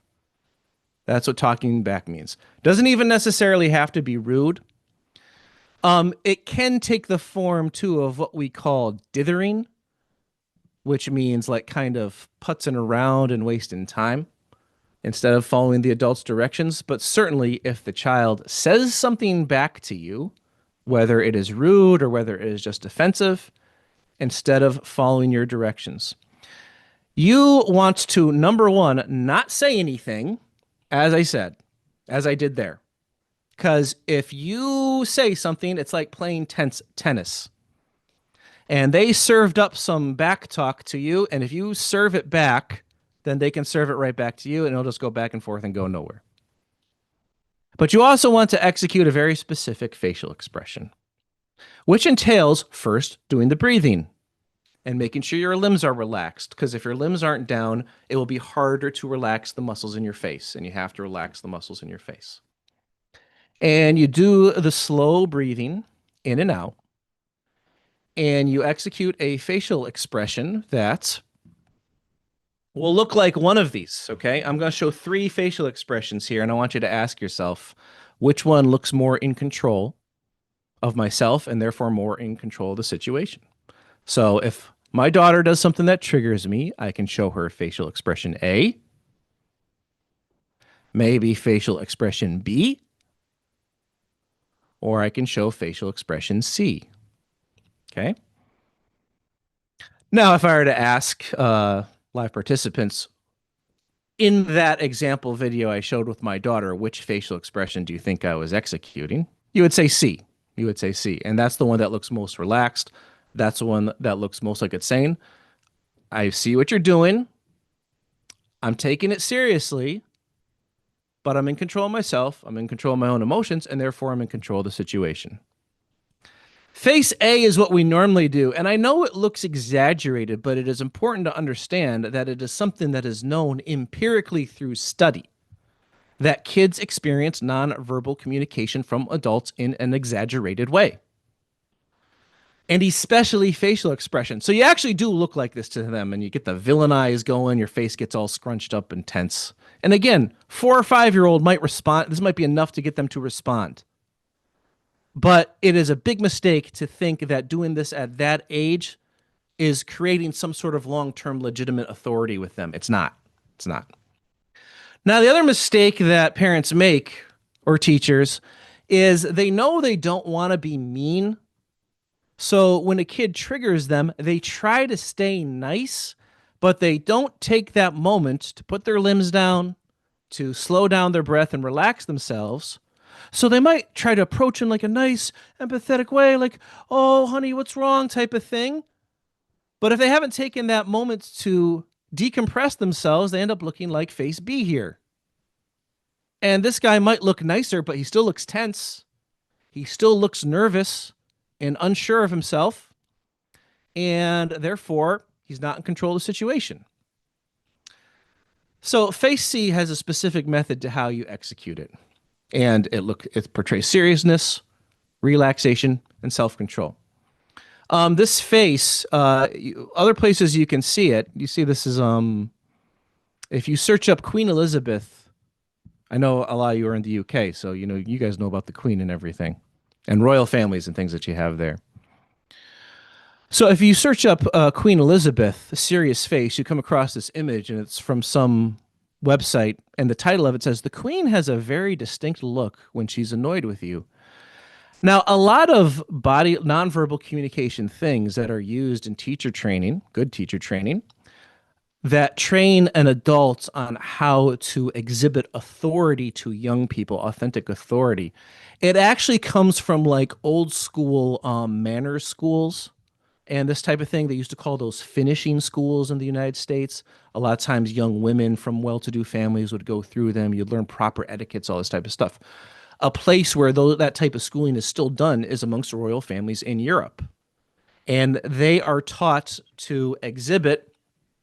And also, too, nonverbal communication, by the way, it is roughly put into 2 broad categories. One is charismatic nonverbal communication, which you do want to do at times when you're trying to engage someone positively in something. And the other is credible or authoritative nonverbal communication. So like royal families, they have a really big emphasis, and it's important for them to be portraying this regal appearance and authoritative body language and stuff. So in the schools they go through when they're young, they actually learn this type of thing. And it used to be more common in society, but just not these days.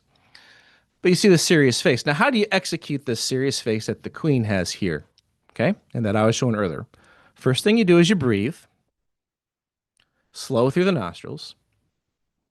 Second way you can do it, what I teach teachers to do and parents to do, when a kid triggers you and you have that stress reaction, you abort it with the breathing and putting the limbs down. With your mouth, when you're first trying to do this, a good practice to do is to take your tongue and stick it to the roof of your mouth. Why do that? That accomplishes 2 big things. Number one, it gives you something to do with your mouth other than saying whatever the first words are that come to your mind, because they are typically not productive words that come to your mind in that situation. And secondly, it will make it so your teeth will not clench. And this is the biggest key to executing the relaxed, authoritative, in control of myself, therefore in control of the situation, facial expression, is making sure your teeth are not clenched. And if you look at my face, and I do this, okay, and I have like that C face on that I had before, like this. If I just press my teeth together just a little bit, it looks like this. So this versus this,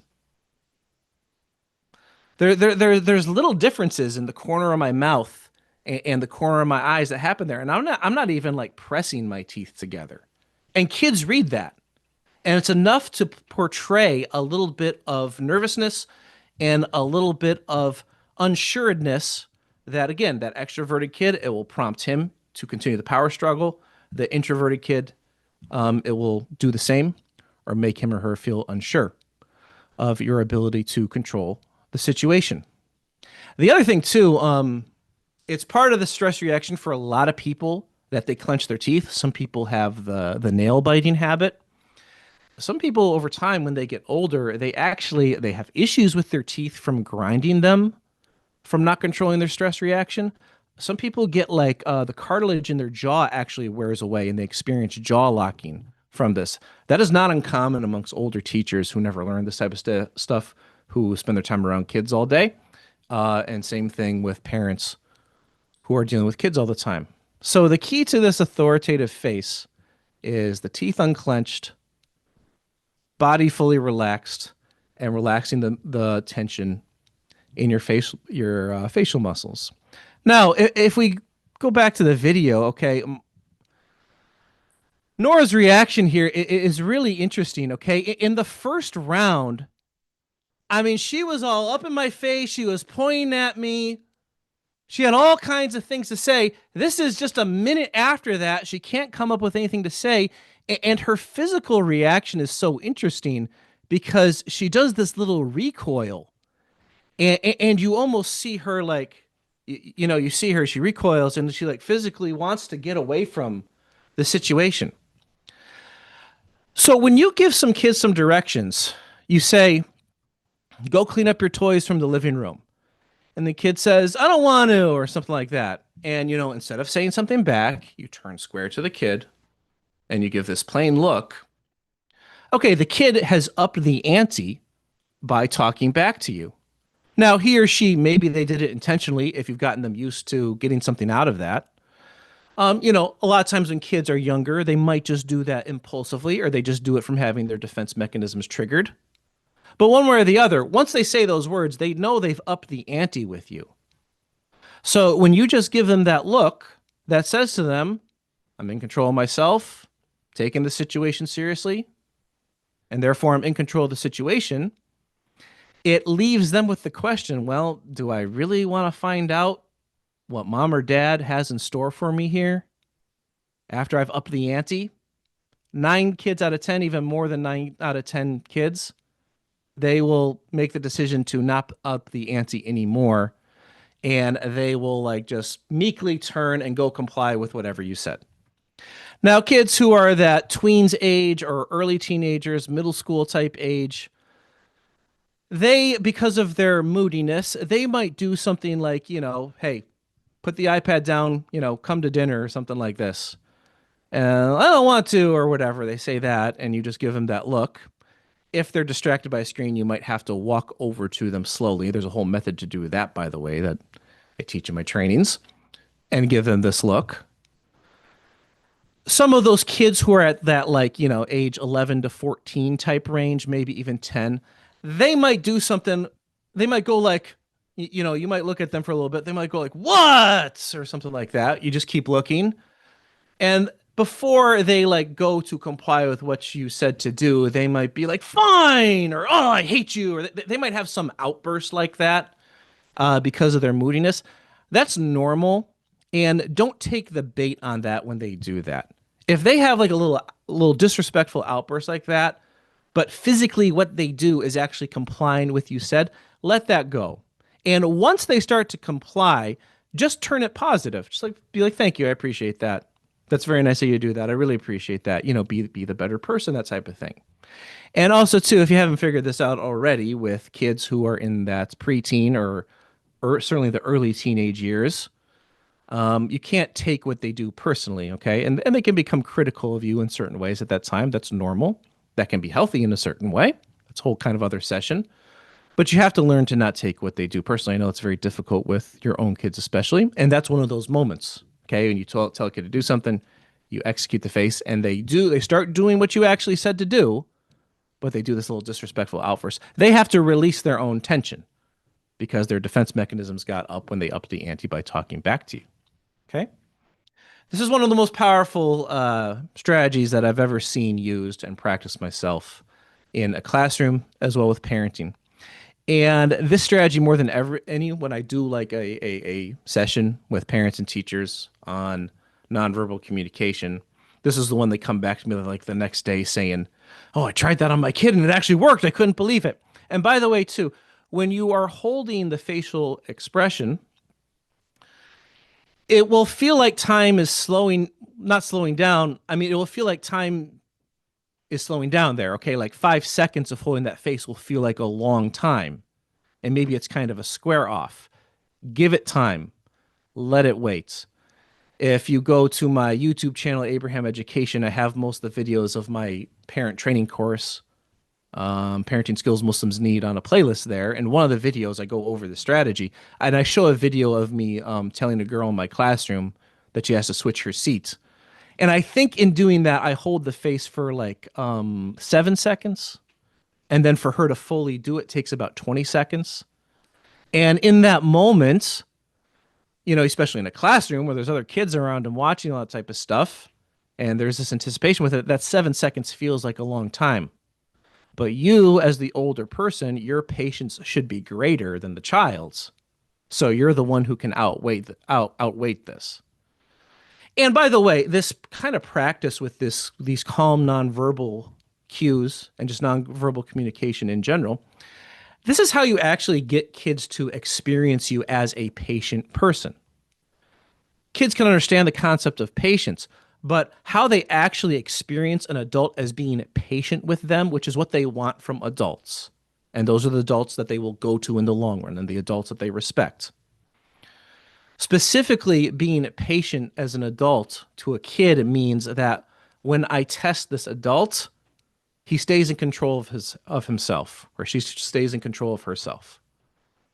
My mistakes and my testing of boundaries and my impulsivity and my defense mechanisms, they don't cause this adult to get all out of sorts. So this adult is a safe person for me, and this is an adult who can control his or herself, so they can control the situation. Okay. So when you first try this with a kid, don't go verbal too quickly. Okay. Wait that 7 seconds, even wait 15 seconds. I've waited even longer than that in school doing this. Okay. Now, when I teach this strategy, it's hard for people to accept, for some people, that it's really just this simple of holding this calm facial expression. If your kid is used to being combative with you, you know, maybe they will continue to up the ante. They might come up with something else to say, but understand, just by not saying anything, you are making it more difficult for the kid to continue the talk back. Because now he or she has to formulate something themselves to say back that's clever or that's to the point. And if you're not giving them something to respond to, you're not giving them words to use out of your own mouth, it's more difficult for them to do that formulation. When you give them words to throw back at you, you're making it easier. And they themselves, because they're in their defense modes, they're operating from their emotional centers, so they're not going to formulate any type of reasoning type thing. So just that increased difficulty in having to formulate something to say back is typically enough to just motivate kids to go comply with whatever you said. Now, what if you're really waiting so long and maybe the kid dithers? Okay, that's a strategy kids use sometimes. They dither. Like they'll, you know, especially if you let them have a device too much, which you definitely shouldn't do. But, you know, like you tell them to get off the device or whatever, and they just stay there, like still doing it, hoping you like go away or something. You know, number one, don't go away. Just keep looking at them. They won't want to continue playing that game or whatever with you looking at them. But if it really gets to a point where you feel like you have to say something, people want to know, what do you say when the kid dithers for too long and you have to go verbal and say something? So I'll go over that, what you do, but I emphasize, really try holding the face and see how long it takes. Okay, so when you've told Zachy, go. I gotta find the slide here. Sorry. You've told him to go to the living room and pick up his toys or whatever. He talks back. Or no, let's do. You've told him to get off the couch and go pick up his room. And he's like, "Oh, I don't want to do it right now," or something like that. Okay, he doesn't listen for whatever reason. And you stand there and you just hold the face. and he's really testing the boundaries with it, and you're taking a long time, and he's just not doing anything, okay? Oh, I'm sorry. There's one other thing that kids try to do too. Okay, another thing kid might try to do is you talk back, you give them a direction to do, they talk back. Some things that kids try to do is they'll give you a little facial expression that looks like this. They'll give like this big, cute little grin, okay? Sometimes kids have been conditioned, usually by you, that if they are doing something wrong or whatever, or they're not listening, but they just kind of give this cute little grin when they get found out about it, that somehow that's going to just warm that adult up and it's going to make all their problems melt away. But you don't really want to give into that, even though the kid is very cute and you know you have a natural reaction to a cute smile from your child. You want to just hold that face because you want complying with what you say to be serious. And if a kid starts learning that they can somehow get out of following your directions when they're 2, 3, 4, 5, that is something that will stay with them. And they will test the boundaries in bigger ways when they get older. So even if they try to cute their way out of it, don't fall for that. Continue to hold the face. And by the way, when they try to do that cute thing of getting out of whatever trouble they're in, big key with that is to not make eye contact with it. So you can look at their forehead or you can look beyond their ears. So another big thing with nonverbal communication, eye contact in general is emotionally elevating. So whatever the situation that you're in, whatever emotion is at play, if you make eye contact, it's going to elevate the emotions. So sometimes, like, in public speaking, you use eye contact when you're trying to engage people with your charisma. And, you do that with kids when you're excited about something or you're getting them enthused about something or whatever. But when the tension starts to kick up, whenever the tension starts to kick up, you want to be de-escalatory and not escalatory. In those situations, eye contact is often escalatory. So when I was looking at Nora in that video, I wasn't looking directly into her eyes, even though she said, "You're looking into my eyes." I was looking at her forehead because that way eye contact with her doesn't affect my emotions, even if she's making eye contact with me, okay? But one way or the other, let's say we have to say something. We've just waited with the face too long. For whatever reason, we don't have compliance yet, and we have to say something. What do you do when you go verbal? Okay. First thing you try is you repeat the command. You just repeat whatever the command was that you gave them. So if it was get off the couch and go clean your room, you repeat that. If you change it up at all, you can do it slower.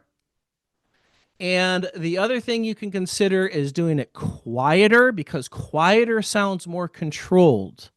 And therefore, in this situation, it's more authoritative. And if you change the words you say at all, just make the command of what you want the kid to do more specific and make it more explicit and more physically immediate. What do I mean by that? I mean, if I want Zachy to get off the couch, saying get off the couch is one level of directions on a continuum from general to specific. If I say, take your foot and put it on the floor, that's more specific and that's more explicit. And there's less room for ambiguity and misinterpretation with that. And it's harder to not comply with. And then if he does that, he just puts one foot down, then I say, now take the other foot and put it on. You just start walking them through exactly what they have to do physically. And again, sometimes you do this actually more with like the teenage type ages. And as you do that, they won't want to go through that whole thing. So they'll just go, oh, okay, fine, I hate you or whatever. They'll have that like kind of exasperated outburst and you just let them have it. But so long as they comply, make it feel good. Say thank you. But if you have held the face long enough and you're going verbal now and you're first repeating the command, then if you change the words at all, just make it more explicit and more immediate to what you actually want them to do physically and less general. So there's less room for misinterpretation or ambiguity, intentional or otherwise, okay? Now, if you still do that, okay, the kid has talked back, you've held the face, you've repeated the commands, you've done it slower and quieter, you're doing it step by step, okay? if the kid is still somehow being defiant here or still dithering and you really feel like you need to up the ante, what you can do is you give them two choices. This is a very common strategy used in behavior management and education. You give them two choices and you say to them, Zachy, you have two choices. You start it with this explicitly. You have two choices. And you say, you can either get off the couch and go clean your bedroom, which is the positive choice, or, and then you give the negative choice. Now, what is the negative choice? The negative choice can be some sort of consequence. What should the consequence be? There is no magical, super operative consequence that works all the time with kids and different kids or whatever. Any type of consequence, it's similar to yelling, where it might work to coerce them for a while, but it loses its luster after a while. So maybe taking the phone away works for a while, but eventually it stops working. Something like that, or whatever. But the most important thing about threatening a consequence to a kid is you have to be able to follow through on it. Don't threaten something. Don't give the negative choice if it's not something you can follow through on later. It just has to be something you can follow through on. And there's many different things that you can come up with. And it doesn't have to be something big either. And again, this is all if you've gotten this far to have to do it. Okay? Now, if the kid tries to sidetrack, okay, they try to sidetrack. So instead of responding to the choices or whatever, they try to make it about something else or something like that. All you do, you give them a hand gesture like this, okay? And going back to that thing that I was saying about being credible versus being charismatic with nonverbal communication, with your hand gestures in general, hand gestures with your hands up are charismatic, and hand gestures with your hands down are authoritative or they're credible. So you have your limbs lowered, you just raise one kind of to the middle of your body, and you just say to them, I'm not having a conversation about this, or I'm not having a discussion about this right now. You have two choices, and you go back into the two choices framework. If the kid is really insistent on making it about something else or whatever, that is how you cut it off and keep it on track. And again, once you get compliant, you make it feel good. Most kids, you will not have to get that far to where you even have to do that. If you are used to arguing with kids because you have not responded to these little triggers in a correct way because you didn't have a method to it before, you might have a kid who they've been conditioned in a way where they get something out of that pushback, so they continue to do it. So you might have to go that far for some of you out there who are in that situation. Or some of you who have been having a lot of tense interactions with kids throughout their lives, you have to understand they have some things built up against you. And kind of when they're younger, they don't fully know what that is in terms of how to articulate it. But once they get into that adolescent phase, they start to articulate it. And kind of when they're younger, it comes out maybe as like petty criticisms against you that results in this arguing. Like if they're older adolescents, it can come out with some pretty deep and heavy stuff, which is a whole different conversation, that type of thing. And that's what happened if you get that far, inshallah. So, jazakumullah khairan, barakallahu fikum.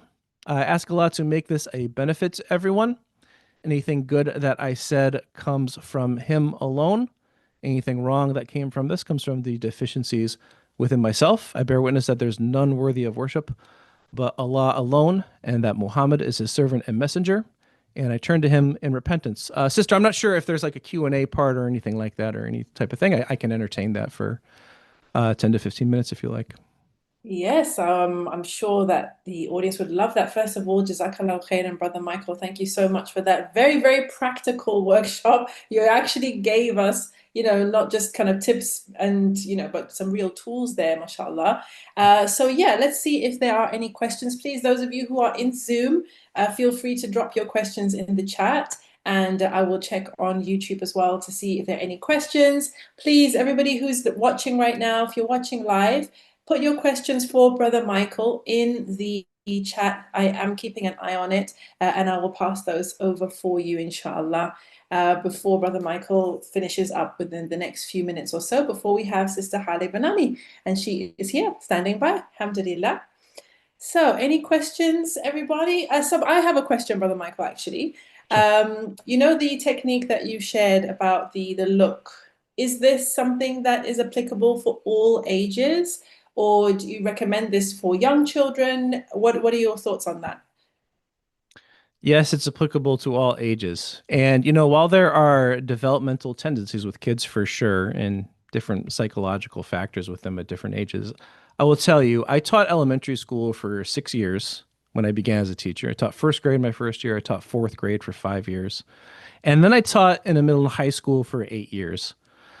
And I am very thankful to Allah that my teacher experience started in elementary school, because I will tell you, when you can figure out how to manage a younger kid and how to teach a younger kid, doing it with the teenagers, it's honestly, I swear, it is fundamentally the same thing. It's just a little bit easier. It is honestly just a little bit easier. So I taught 11th grade language arts in a school for several years. I use this with those kids all the time. And by the way, you'd be amazed how much high schoolers do the same things in school as kids in kindergarten through second grade too. So like you ask yourself, okay, like what do first graders do with one? Oh, they pick a lot of fights with one another. Do they do that in 10th and 11th grade? Yeah, they do. Okay, second grade, they tend to fall out of their seat a lot. Do they do that in 9th and 10th grade? Yeah, they do. Okay. So I'm like, I mean, again, developmentally, I mean, there's specific things about teenage psychology that like every parent should understand and all that type of stuff. But when it comes to like child management as well as instruction, I'm of the opinion that like kind of those questions about the differences in different ages and different concerns are a little bit overblown. This 100% applies to middle school and teenagers in that age. Now I will say arguments, once a kid gets into the 17-year-old range, and certainly ages like 18, kind of college age, 18 to 22, generally if you're having arguments with them at that age, they tend to be a little bit deeper, and it's kind of a whole different discussion at that phase. But a lot of times that those arguments are seeded when they're much younger, and these tense interactions that parents have with kids. And by the time kids get to that age, they've developed well enough that that they can articulate it. And actually, sister, I want to show something that I show teachers all the time and parents in response to your question. When a kid misbehaves or they don't follow your directions in a micro level way or a macro level way, I always show a graph that I'm going to show here to illustrate something. So when a kid misbehaves, there's an amount of time you might take before redirecting the misbehavior, which is represented on the horizontal axis here. And then there's the amount of energy that you will have to spend redirecting that behavior. And if these two phenomenons of how they relate to one another could be put on a graph, the graph would look like this. Which means the longer you wait to address a misbehavior, the more time and energy you're going to spend redirecting it. So when a kid exhibits some non-compliance or some defiance with you when they're younger, it's better to address it effectively at that time and get them in the habit of being compliant, because it will take more energy later. And some people who have been in the habit of arguing with their kids and not getting them to be able to do what they want them to do, that type of stuff, like you will find it takes, you got to stick to these types of strategies and things even more, especially the just keeping yourself calm thing, because because you've conditioned them a certain way. So it takes more time to turn it around. Yeah. Absolutely. I've got another question here from YouTube. If you forget and start responding incorrectly, can you fix it midway through the conversation? Is that possible? That's a really good question. When I was teaching, I would often, when I would do that, I would say to the kids, I go, hold on, give you a moment, and I would go like, and that usually make the kids like kind of laugh a little bit, but like, and I would tell them, I just need to take a moment to calm myself down, that type of thing. So I think you can, like, that's what I would do. I would say, hold on, just give me a moment. And the reason I say do this is like to show the kids physically like that you're trying to calm yourself down, you know? So yeah, I would recommend doing that. And look, if you're in the heat of the moment, you know, and you forgot to do this, and this will normally happen, okay? Like, so like I was talking about train yourself to breathe, put the tongue to your mouth, relax your face when the kids first trigger you. You probably, you know, you'll get away from this video, go be around your 5-year-old and, you know, they'll trigger you within 30 seconds and you're going to forget this. But when you remember, just do that. Just do that. And it gets you in the right frame of mind. You know, like kids feed off of the energy of the adult who is controlling them in whatever situation or who that they're with. It has been measured that an increase in someone's heart rate affects the electromagnetic field around them up to 6 feet, which is something that there are meters that can actually measure. So it's always a good idea to relax yourself, you know, and all de-escalation begins with relaxing yourself. So even if you made the mistake of escalating it, yeah, take a moment to do it. But again, like you can do something like to kind of physically demonstrate to the kid that you're trying to relax yourself. Okay. Yeah. I love that. We have a question here from the Zoom, which is, how do you make amends after mishandling a situation without undermining our authority? I think that's a really big fear for a lot of parents. What are your thoughts on that?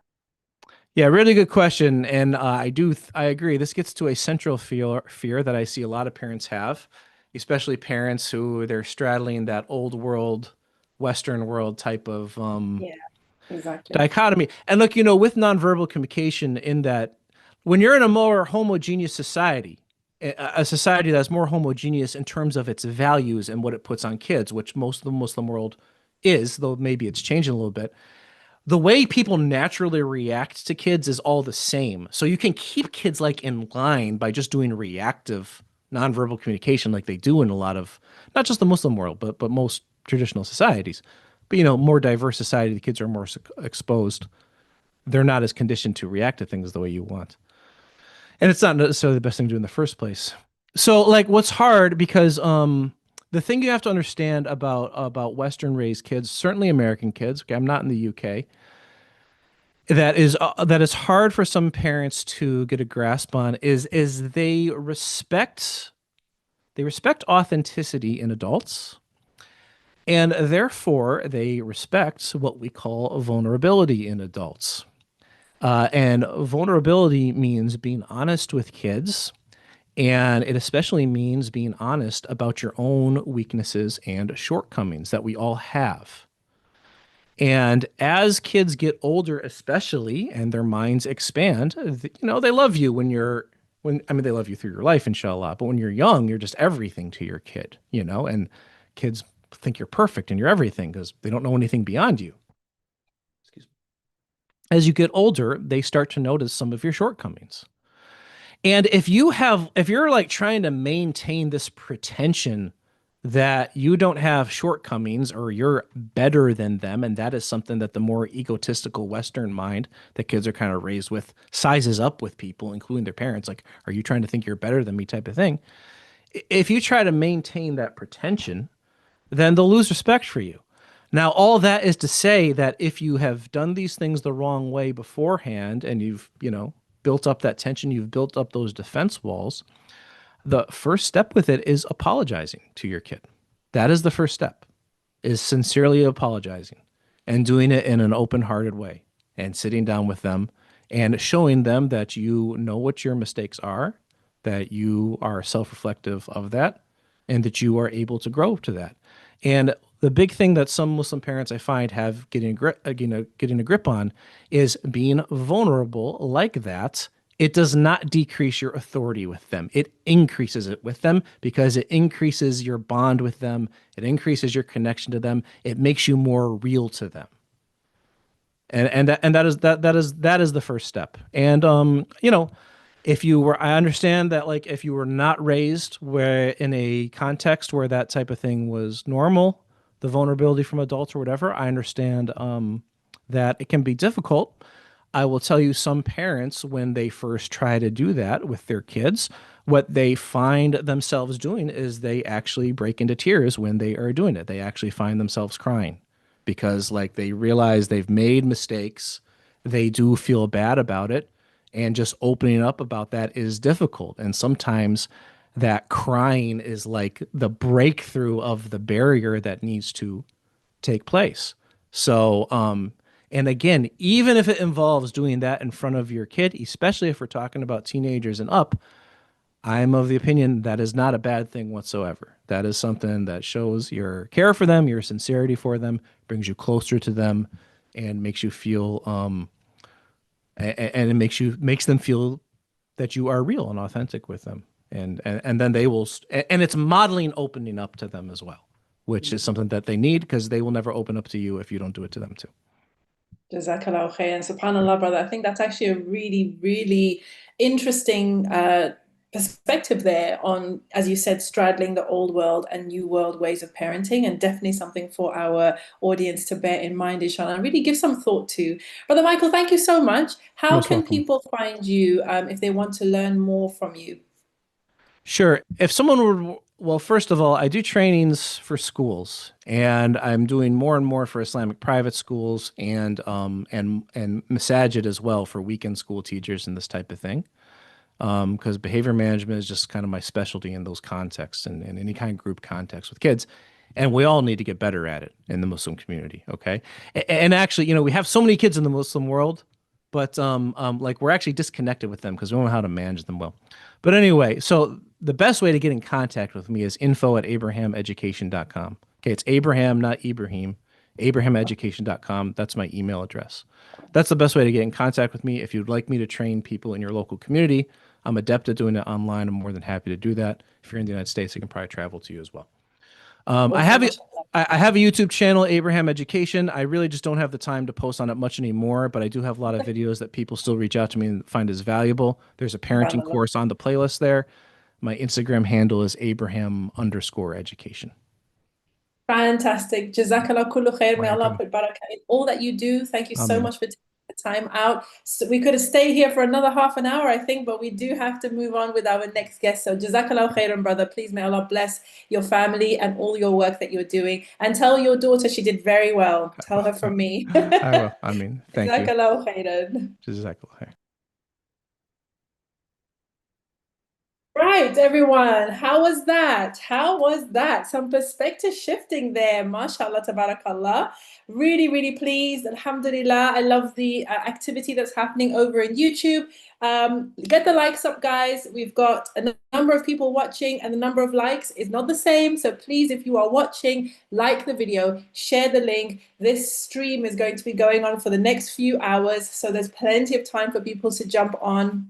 But without any further ado, let's get on with our next session. MashaAllah. Please, guys, again, as I said, feel free, screenshots, doing a little live with your audience, share the stream, share everything. Okay, share it. Assalamu alaikum, everybody. Welcome to our next session in the Parenting Leadership Conference. Alhamdulillah, we are joined by Sister Hale Banani, who will be with us. She's here, she's live in the room. So I'm going to ask her to put on her video. I'm going to make her a co-host in case she needs to share slides or anything. But please do give it up for Sister Hale Banani, who is no stranger to this channel, mashallah. Assalamu alaikum, sis. How are you? Wa alaikum assalam wa rahmatullahi wa barakatuh. Alhamdulillah. How about yourself? I'm excited. I'm really excited to have you with us. Alhamdulillah. I'm going to give you a proper intro. I'm going to read the bio, inshallah, before you take it away for us. And for those of you who are joining.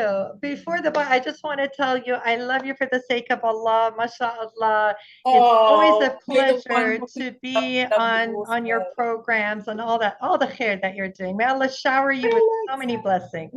Oh, may Allah accept. Thank you so much, my dear. Jazakallah khairan. So those of you who are joining, Sister Hale Banani is going to be delivering a talk on Calm Parent, Strong Child, the power of emotional regulation in parenting. And Sister Hale has a master's in clinical psychology and has been serving thousands worldwide in the Muslim community since 1998 with faith-based counseling. So she is of the OGs, mashallah. She's of the way backs. She's the founder of the 5 Pillars of Marriage program with her husband and a premarital program named Laugh and Learn with comedian Baba Ali, who we know is doing amazing work in the matchmaking and premarital space, alhamdulillah. Now, Sister Hale has also been a presenter on Al Fajr TV, and she's an international speaker and motivator. She's also a wonderful host, and I can tell you because I have stayed with her, mashallah. Oh. And she's been happily married, mashallah, tabarakallah, for 27 years with 3 children, aged 26, 23, and 20. And she is going to be giving us, inshallah, more of the juice on what we want to know about here, which is about staying calm. And I think this is definitely something that has been a thread running through all the presentations since yesterday. Emotional regulation, calm. But I'm not going to keep prattling on because your time started 8 minutes ago. So Bismillah, Sister Hale, take it away, inshallah. All right. Jazakallah khairan for that beautiful introduction. Bismillah, wassalatu wassalam ala Rasulullah. It is a pleasure to have you all here. And just the fact that you're tuning in to see how you can be a better parent says a lot about you, because it's never too late. It is never you can't be in despair. And I've had the privilege of holding space for individuals who come and they are quite broken. They will come to me when their child is maybe 18, 19, 20, and they basically are crying. They're like, fix him, fix her, fix him. He's astray from Islam, or he is, she has gotten involved with drugs or alcohol, and they are breaking down and telling me that they never talk to them. They don't even give salams, and they kind of hide out either in their room or with their friends. And what I have to tell them at that moment is, what were you doing with them when they were growing up? Where were you when they were 5 or 8 or 10, when they were pulling on you and saying, Mama, Mama, Mama, or Baba, please listen to my stories. Please play with me. And when they answer those questions, and it's quite sad, and it's heartbreaking when they tell me, I was too busy. I was working. I didn't give them the time of attention. I was just too busy cleaning or doing whatever it is, my business. I was a doctor. I had family I was taking care of. And when I sit with them and I explain that you cannot just see your children as the problem. You have to realize and take responsibility and know that you somehow contributed to this. And since you contributed to the breakdown, you can also contribute to building it up once again. And it is so powerful to see when a person finally comes to terms and realizes that maybe what they did was wrong. Maybe they need to change their ways, and they start taking ownership of that and the emotional impact that it has. And I'm going to share with you now some of the things that we need to really be aware of, because either we break the cycle of whether it is abuse, generational trauma, and we're just passing on. I mean, you talk about, let's say, inheritance. When you are passing down inheritance or generational wealth, that's a wonderful thing, right? You are passing on ways of making your children independent. But when you talk about generational trauma, when you pass out generational anxiety and dysfunction, this is something that we need to break the cycle of. And when you, as a mother, you are able to stay calm, when you are able to regulate yourself, then it is just amazing what can happen. Because one of my favorite verses of the Quran, and I will say this and repeat this over and over again. إِنَّ اللَّهَ لَا يُغَيِّرُ مَا بِقَوْمٍ حَتَّى يُغَيِّرُ مَا بِأَنفُسِهِمْ. That Allah will not change the condition of the people until they change themselves. So we always have to start with ourselves and make sure that we are in a good place, that we are our absolute best, and to be able to show up for our children, inshallah. Because what's amazing is that children pick up on our anxiety, on our, whether it is the depression. If a mother is angry, the child will naturally be irritable, or they will be very scared. If the mother is anxious, you find that the child will become clingy or avoidant. And if you find if that the mother is constantly stressed or rushed, then the child will always be feeling a sense of insecurity. And so, and if the mom is critical, very expecting perfectionism, then that child will be very feeling shame, and they will get into people pleasing mode. So we need to realize that our moods, our feelings are contagious. When we look at someone and they are laughing, right? Sometimes the laugh is contagious, and your story isn't even funny. You're just laughing because they're so happy with it, right? That is contagious. When someone is yawning, we pick up on that. Now imagine the same thing happens with our mood. When we are anxious, when we are irritable, when we are sad, we are just passing this on to our children. So we need to realize that our children are looking at us, and they look at our brains, see other people as basically like a weather report, right? Before we got all our information on on our phones saying what kind of day it is, uh, we used to have to look outside and see, like, yeah, it looks a little bit cloudy, like today is a bit cloudy. What the kids do, they look at their parents and they look at their facial expressions, see, okay, what is this? Are they like soft? Are they calm? Do they have a calm face? Or do they have a soft voice? This is like a beautiful sunny day, right? But if there's tension, and sometimes people will say, oh, we don't fight, but there is a silent war going on, and their faces are tight, and it's like a storm is coming, and they pick up on this. So we need to realize that this, whatever it is that we are carrying within ourselves, is contagious. Whether we are calm, the children will learn to mimic that, or whether it's chaotic and we're running around. And I've done many parenting classes where the moms will tell me, I am like a chicken with my head cut off. And so what are those kids going to learn? They're going to learn anxiety. They're going to learn restlessness and anger.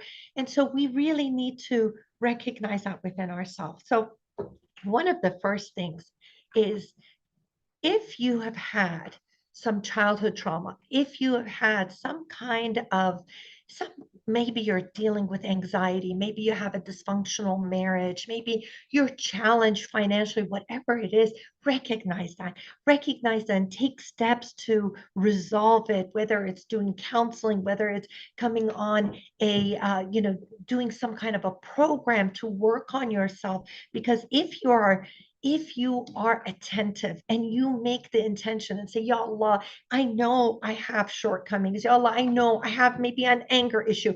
I have an anxiety issue. I'm sad all the time. Ya Allah, please help me to change it. It will be amazing. The doors that open. One of the things that I've committed my life to, alhamdulillah, for the past 30 years, is helping women overcome their difficulties and overcome those obstacles.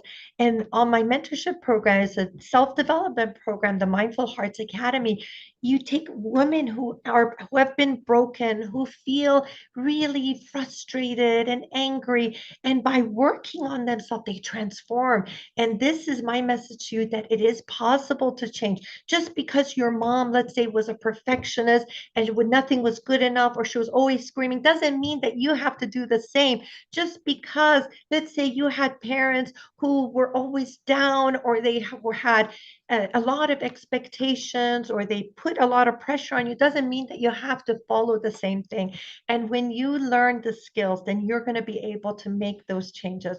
So one is just recognizing the difference, that I want to be different. I know that there were certain things that I loved about my parents' parenting, and I admired them and I wanted to emulate that. But there were certain things I wanted to do differently. And just making that decision that I will make the intention, I will make dua to Allah, I will have that tawakkul, and I want to be better than how I was. And this idea of presenting a better future for our children, because we will all make mistakes, we will all have shortcomings, but at least we can provide something better for our kids than what we had. Sometimes people are hung up and they're resentful and they're angry, and because they haven't processed all of these emotions, what ends up happening is that they do the same thing. So let's decide that just because we had it bad, or just because we had certain challenges, we don't pass out. We decide that we're going to make it different. So one of the first ways that we can do this is by being very aware of our emotional state and taking charge of it. You know, a lot of times people are just going around, it's like a leaf in the wind, and they're not sure where the emotions are coming from, why they feel the way they do. But once you recognize that these emotions that you are feeling, they are like signs on the road telling you they're not bad emotions or good emotions. It's just they're giving you information, and what are you going to do with that information? So that's very critical for us to recognize. Now, what I have done is I came up with a acronym, because remembering the information is so critical. Many times we listen to talks that are motivating, that are inspiring, but if we don't remember it, then we can't actually apply it. So prior to getting started with the acronym, we're going to talk mother. Okay, the acronym is the word mother, and we're going to go one by one. I want to give you a few tools before we get into that. Is think of yourself as having a volume knob. You know how you can turn it up and turn it down, and pretend there is a knob on your chest and you turn it down 2 clicks, right? Sometimes in sessions when I'm doing family counseling, I say, you know, you got to take it down a few notches, because it just, when it starts getting loud and it starts getting tense. So you need to get yourself into that calm. And I always tell my clients to do this anger management, which is you first and foremost, you want the shaitan away, because he is trying to drag you down. He is trying to get you to have outbursts and to say rude, hurtful things. So because he knows how damaging it is. So you say, then you start doing the deep breathing. Deep breathing, I found out that a lot of my clients don't know what deep breathing is, because they're like, that's not deep breathing. You got to take it in, you hold it, and you breathe out. So you do this 4 or 5 times. Then you say calming words to yourself, because the words that you say to yourself, these words have power. They're not harmless. Every time you have a thought, it's sending a message to your brain. It is sending you, and your body will react to it and give a liquid message. So that's when you have all the chemicals, the serotonin, the dopamine, all of these things are being released into your body. So you have to be careful what you are saying to yourself, because all your cells are listening. You got to be so cautious, because if you say, I'm so tired, I'm so depressed, I'm so anxious, I'm so overwhelmed, these things, your body's going to listen, and no matter whether it's true or false, it's going to believe you. So you make sure that you're saying calming words to yourself, like, I've got this, everything's going to be fine, tawakkul ala Allah, I'm going to do my best. And then the next thing is doing the dhikr, astaghfirullah, astaghfirullah, astaghfirullah. And you do this dhikr until you get yourself to a place of calm. And then you actually give yourself a little time out if you need that. If you feel like you're still anxious, if you're still angry, you give yourself a little, and you say time out. You tell the kids, mommy needs a time out. Don't ever approach your kids when you're in that state of anger. Don't ever try to resolve issues. Get yourself to a calm place. And then when you realize that you are in a better place. Then you can approach them. Now, the acronym that I wanted to share with you, mother, okay? First of all, the importance of being a mom is so critical. And sometimes we don't recognize how valuable it is. And I find mothers all the time saying, you know, I don't work. I'm just a mom. That's, you cannot belittle that role. It is such an honorable role, and it's honored by Allah. It's honored by the Prophet sallallahu alaihi wasallam. And so when we realize the importance of this position, that we recognize the power, that how empowering it is, and how full of ajr and rewards it is. And when we recognize that, then we are able to take on the position mindfully. And so the M for mother, okay, I like to have the card so you can remember. M is for mindful. Okay, mindfulness is so critical. Why did I call my program Mindful Hearts Academy? Because being mindful is your way to Jannah. It is your way. Mindful of your thoughts, mindful of your emotions, mindful of your actions.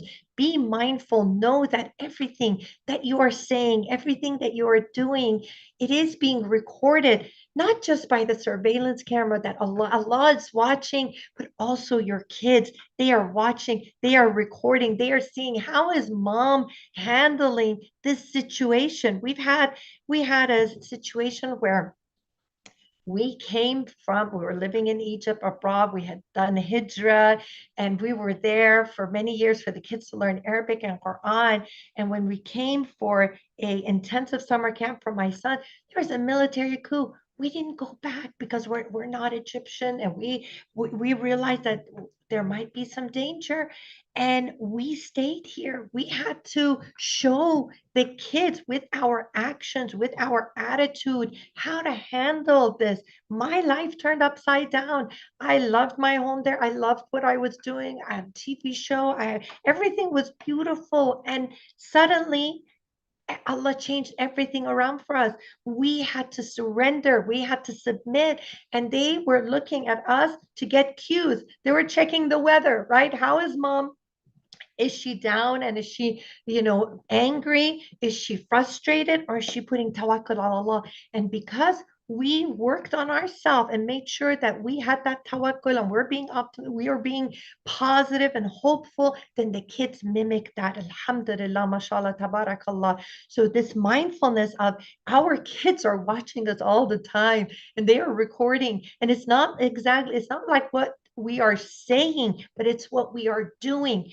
I had a story where someone was sharing how their child got in trouble at school. They were like 7 years old or 7, 8 years old. The principal called, and she had to go and pick up her son, and came back, and she was like, I was so frustrated. He had gotten into a fight, and he was hitting other kids.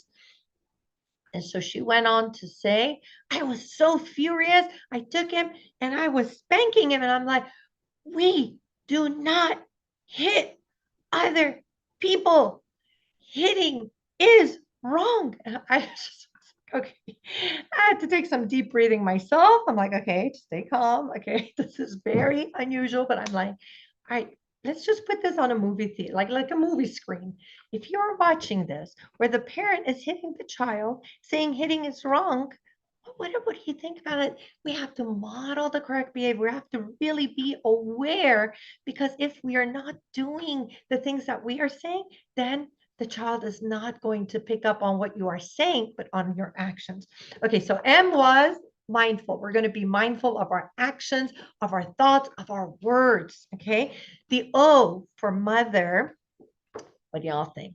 The O for mother is being optimistic. Being optimistic is critical, right? In Surah Yusuf, ayah 87, Allah compares the person who is hopeless, okay, someone who is hopeless, someone who is pessimistic, to a disbeliever.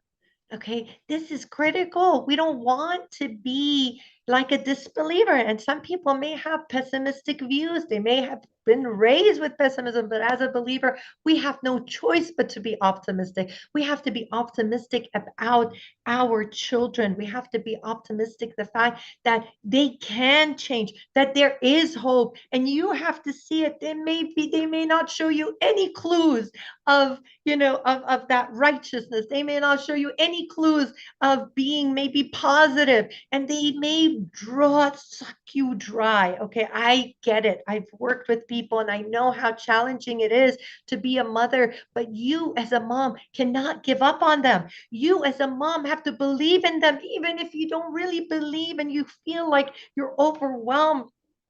They have to feel that you believe in them.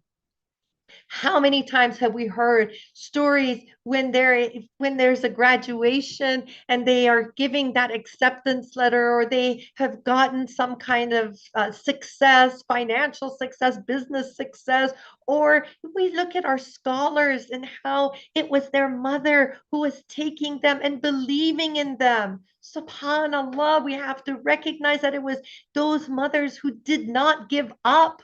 They didn't say, well, 2 out of 3 isn't bad, right? Sometimes people do that and they're just like, you know what? Well, I don't like the choices that they're making. You cannot quit as a mother. You cannot quit as a father. That's not an option. Doesn't matter who they are with, who they're choosing to marry, what degree they are, what their degree, sometimes even like choosing the wrong degree, you're cut off, right? We can't do that. We have to remain optimistic and believe that when you have that hope and you see within them something that they may not see, and like I said, you may not see it right now, but what is it between what is not there and what you are not feeling? Where does the optimism come from? The optimism comes from Allah. Allah is possible. He can do anything. And if we have that trust in Allah and we surrender and we say, Ya Allah, I'm going to try my best. I am going to work hard. I am going to give as much as I possibly can. And I know that you're capable. A lot of times I make that dua, Ya Allah, I know all it takes is kun fayakun. You just say kun fayakun and it's done. And that certainty, that yaqeen, that it is possible and anything can happen, that's where the optimism comes from. Not from your lack of ability, not from your, oh, I'm overwhelmed, I'm tired, my marriage is suffering, and I can't do this. This doesn't come from you. And maybe it doesn't come from your child because right now they're not demonstrating all of those things that will make you believe in them. But you put that trust in Allah, and that when you consistently, you got to just be optimistic and feel that, you know what, I'm going to spend time with them. I'm going to share my stories with them. I'm going to spray a little Islam, and I'm going to just keep doing that until a change happens. It might take a few years. It might take 6 years. It may take a decade. It may take a few decades, but you can't give up. And when you keep believing in them, then something magical happens, because we have a tendency to live up to what people expect of us. Either live up to it, where not in a high expect, like you have to get all A's, you have to be like, not necessarily like that. But when you believe, like, I know there's goodness in you. I know that you have the potential to be a leader. You have the potential to be your best. And when you have that within yourself, when you present that, they want to live up to it. But if you're constantly thinking that you are a loser, you can't do anything right, I can't rely on you, you are just waste time and you can never amount to anything, then guess what? They're going to live up to that too. So we have to make sure that we are very conscious of being optimistic. So we had the M was for being mindful. Then we had the O for optimism.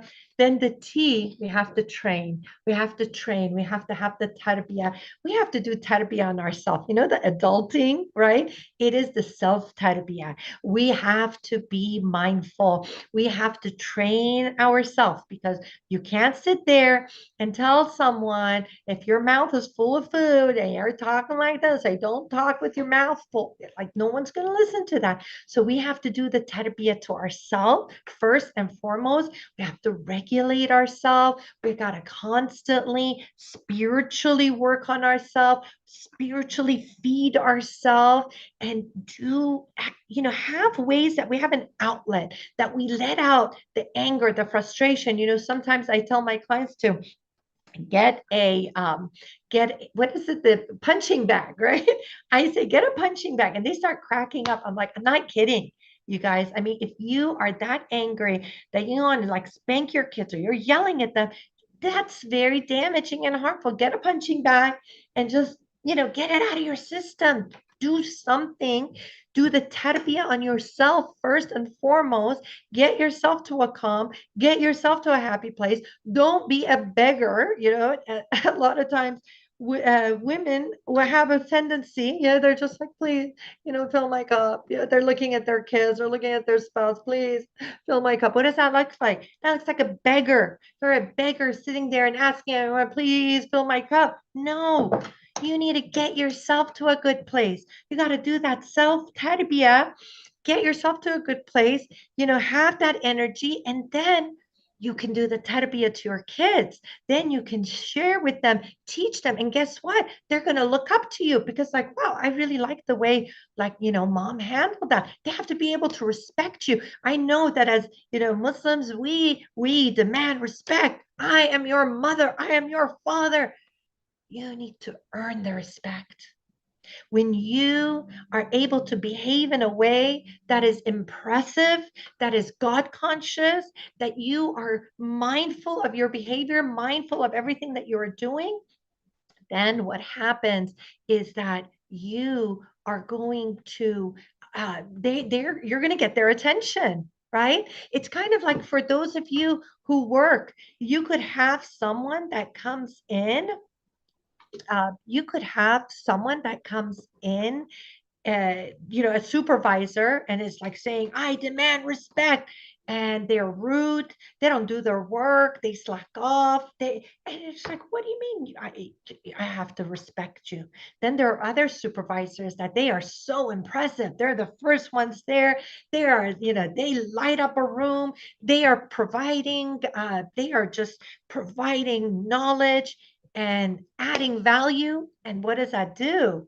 Naturally, people respect them. This is that servant leadership, the person who comes on and they behave in such a way that everyone's like, oh, wow, I want to be like that.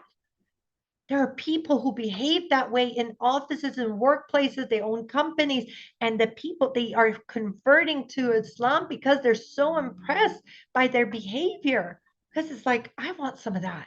I want some of that calm. I want that optimism. I want that, you know, where does that energy come from? And when we are able to embody that, our kids are going to take note, and they're going to be like, wow, I want to hear what mom has to say. Like, you know, she handled that situation. Dad, wow, really, it's like you are really applying the verses of Quran. You are applying the hadiths. Now, you know what the sad thing is? A lot of times, young adults come to me and they tell me, my parents, you know, all these things you are teaching us in the counseling session, they don't apply any of it. I mean, you're telling me to act like an adult, and you're telling me that they're, you know, 20, 30 years older than me. Then if they're older, shouldn't they know these stuff? Shouldn't they be mature? And it's one of those questions that is like, yes, that is true. But I always want to reframe it and say, but they're learning now. They're trying. So if your kids see hypocrisy, if they see that you say one thing and you're doing something else, and that is not going to earn their respect, that is not going to make them want to listen to you. And this is the challenge that I face when people bring in their 20-year-olds and just like, they are a hypocrite. They don't do these stuff.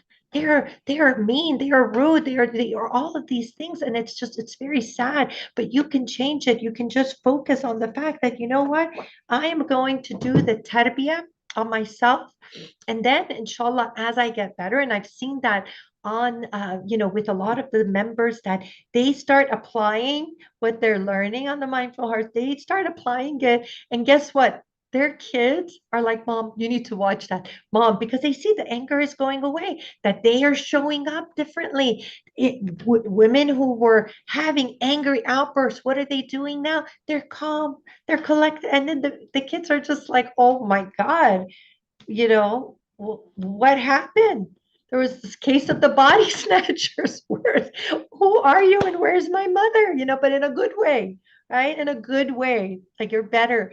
So we really need to first do the tarbiyah, the training on ourselves, and then we do the tarbiyah with our kids, because then we have their attention.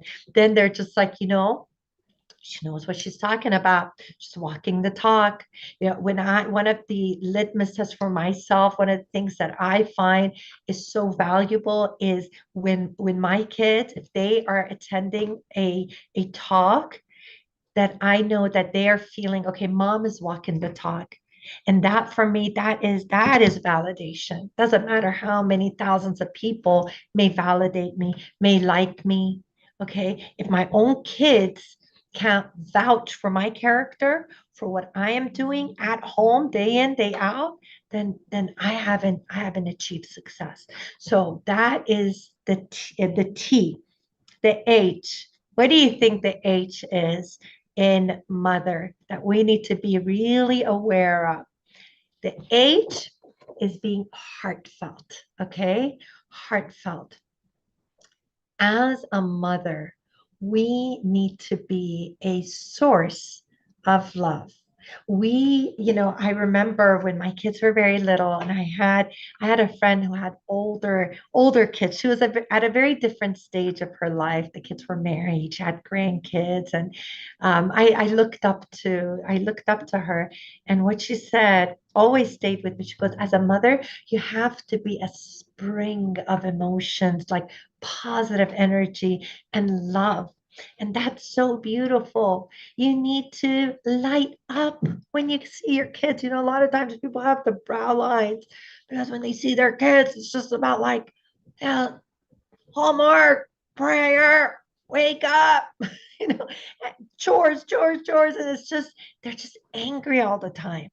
And if you actually think about all the things that you say to your kids from the time they wake up, it's like a drill sergeant. Right? As a drill sergeant, you're saying, and you're angry and you're mad and you're doing all, but try to light up, try to give love, try to hug, try to show affection. Because if you are making them feel loved, making them feel accepted, making them feel like I love you, I believe in you, and I have hope in you, I tell you, kids will want to spend time with you. And that is the sad thing. Sometimes people will complain that my kids, they don't want to have anything to do with me. Well, why is that? Because you haven't given them that love. They don't feel love. They don't feel accepted. If you have a friend who's always complaining about you, they're always nagging or complaining or yelling, you are going to stay far away. At the semester, you're going to be like, oh my God, keep me away from this sister, right?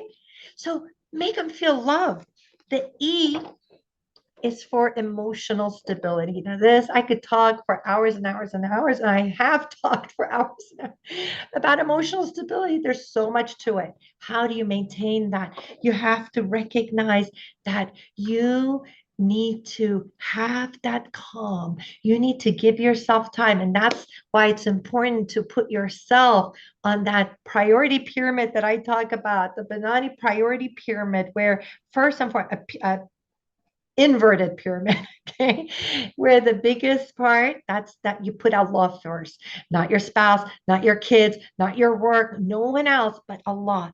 Then it's self-care.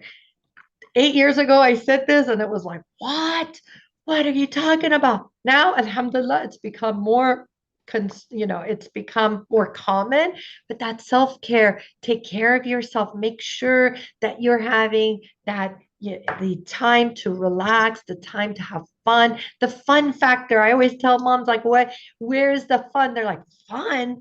I don't have time for fun. I'm trying to get them to study and to get A's and to memorize the Quran. And it's like, but you need to have fun. It needs to be a fun process. Okay. So we need to make sure that we are really aware and we are taking care of ourselves, and so that we can, right, like the emotional stability, got to get ourselves there. We can't just blame our spouse and our kids and say, well, they made me like this. No, it's about I'm going to remain calm.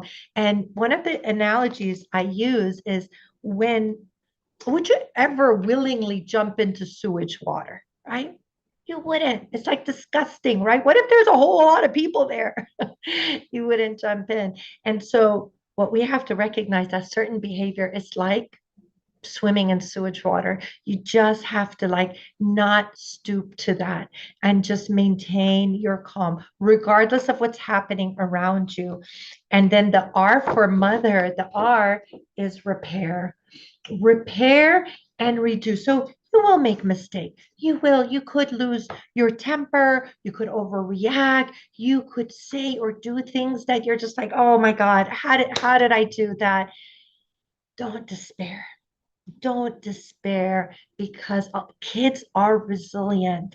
And one of the things that I really respected in my mom, she was ahead of her time, mashallah, tabarakallah, over like 50 years ago, 54 years ago, she was reading books of psychology. And so she didn't have the hang up of thinking that she has to be perfect. She would come to eye level and she would apologize if she overreacted. And that gave me such a feeling of like, wow, like, respect. She treated me with so much respect, and it just made me have self-confidence, self-esteem. And it's that self-esteem that prevented me from so many things. It wasn't just the religious upbringing. It was the fact that I respected myself. It protected me from so many haram things, subhanAllah. So having that repair, being able to correct yourself. And it's about, I came up with a very important strategy to help the kids repair. It's called redo. Okay. And so let's say they came down the stairs. This is when they were much younger, stomping down, and they were like upset or said something. And I would just say, redo. How about you go back, come back down gently, nicely, and present it in a calm way? Because why is this important? We have a a file cabinet in our brain, and we file things. So let's say you have an outburst, or let's say you give a talk and it totally flops. Okay, let's say you whatever it is, let's say you do a business and it flops, and then so this goes in the filing cabinet of your brain, and so you're like, oh gosh, I'm not a good speaker, oh gosh, I'm not good in business, and it just stays there. And anytime you want to do something, you just pull out the old file. It's not helpful, right? So what I like to do is shred that file. Okay, you got to shred it because it's not useful. And then you redo it. You think to yourself, okay, how would I have wanted to do it? I would have wanted to be very calm, very compassionate, and really connect with my child. And when you do that and you get your child to do it, then they have a useful file.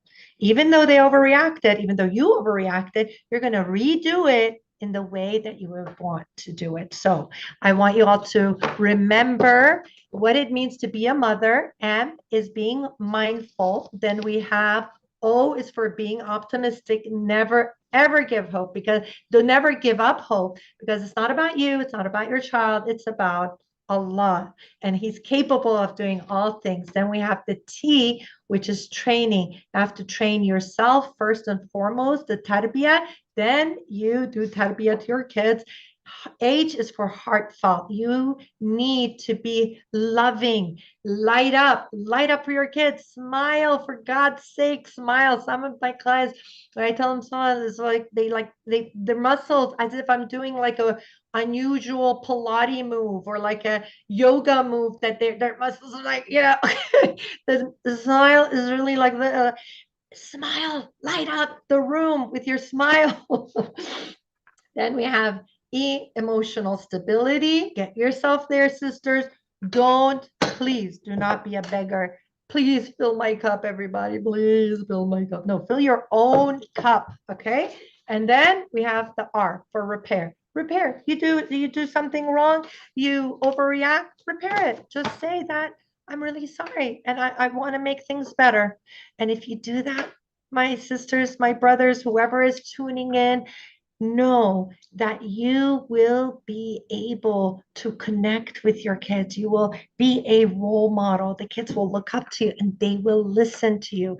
But if you don't have your emotional regulation, then what's going to happen is that they are going to look down on you. They're going to think that they're going to be judgmental of you, and they're not going to listen. So the best thing you can do is just really, really invest in yourself and know that, we invest in so many things in this dunya, but very few people invest in their own self-development to break this pattern of abuse and dysfunction. So when you invest in yourself, it will make a difference, subhanallah. Jazakallah khairan. And inshallah, if there are any questions, I'll be happy to address it.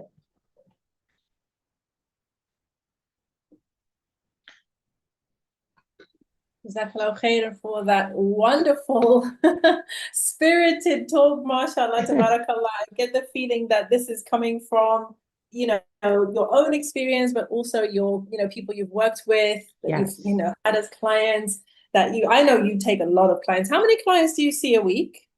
Oh my goodness, mashallah, tabarakallah. It's at least, on a daily basis. I mean, it varies, but like 8 to 10 a day. So please 8 make to 10 a dua. day? Please make dua that Allah gives me the wisdom, the patience, the strength to keep it up and just to spread khair. I'm driven by spreading khair, alhamdulillah. And may Allah continue to give you the ability to do that. MashaAllah, I loved it. I found it was such an enjoyable talk and very funny. I wasn't expecting as funny as it was, MashaAllah.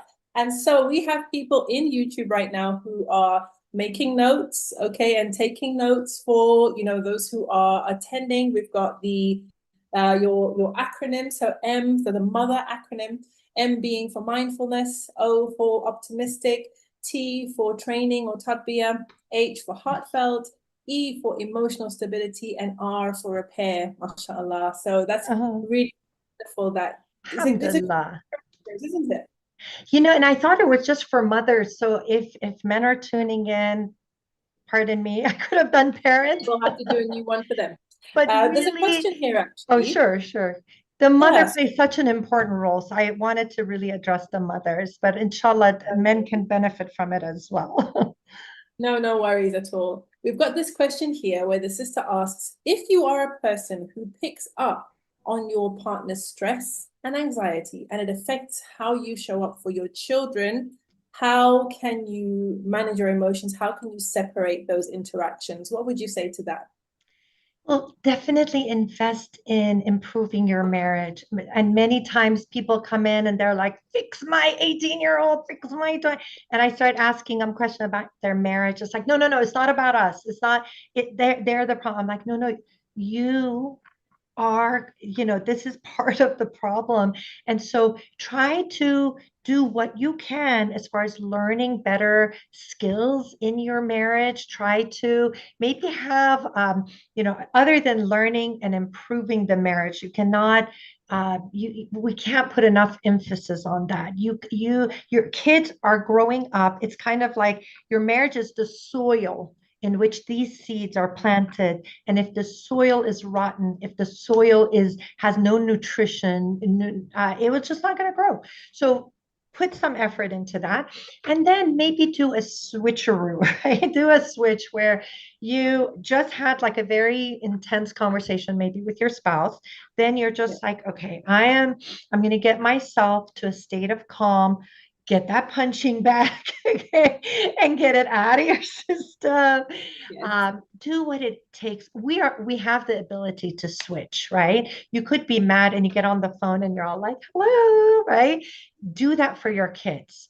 Do that. And when you make a conscious effort to show up for your kids consistently in a loving and compassionate way, then that makes a big difference. MashaAllah. I think that's really important. I think, you know, as you were saying what you were saying and giving that answer, it occurred to me that there may be couples out there who are going through some challenges, but their way of dealing with it is ignore the challenges. Let's focus on the kids. Yeah. Because, you know, that will keep us, you know, focused, something that we're doing together. This is what, you know, our joint project. Does that work in your experience? You know, I find that it creates a lot of tension. You know, people come in and say, oh, we're not fighting, but you feel like just even in the session, oh my God, you feel like the tension. And sometimes people come on and within the 5 seconds, I'm like, oh, wow, like, did y'all just get into a fight? Because even if they're not saying a word, I can pick up on that, you know, the tension. So it's not possible to help raise your kids in a positive way if you have not fixed your relationship or yourself. So that's why I always take it, like even in my marriage programs, I say like work on yourself first, and then like the marriage, and then the kids. There's an order to it. So I don't feel that you can get good results if people have a dysfunctional marriage. Guess what? Their kids are going to have psychological disorders. It's like a guarantee. When you get a divorce, there's a 50% chance they could adapt well to it. They could be well adapted, or they could go astray. But when you are in a dysfunctional home, then those psychological disorders are pretty much guaranteed because of the environment. Oof, that's deep. Oh, that's deep. It is deep. Well, and heavy. Many people don't talk about it because they're all like, sister, just be patient, just stay and you know, just stay together. Stay together at all costs. Stay together, but work on it, improve it, you know. I think that's the big takeaway here, subhanAllah. Well, Sister Hale, thank you so much. That was a wonderful presentation that we got so much from. May Allah continue to bless your family and bless your work.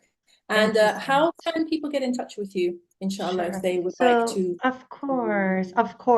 halebanani.com, HALEH, Banani like banana, but with an I, .com.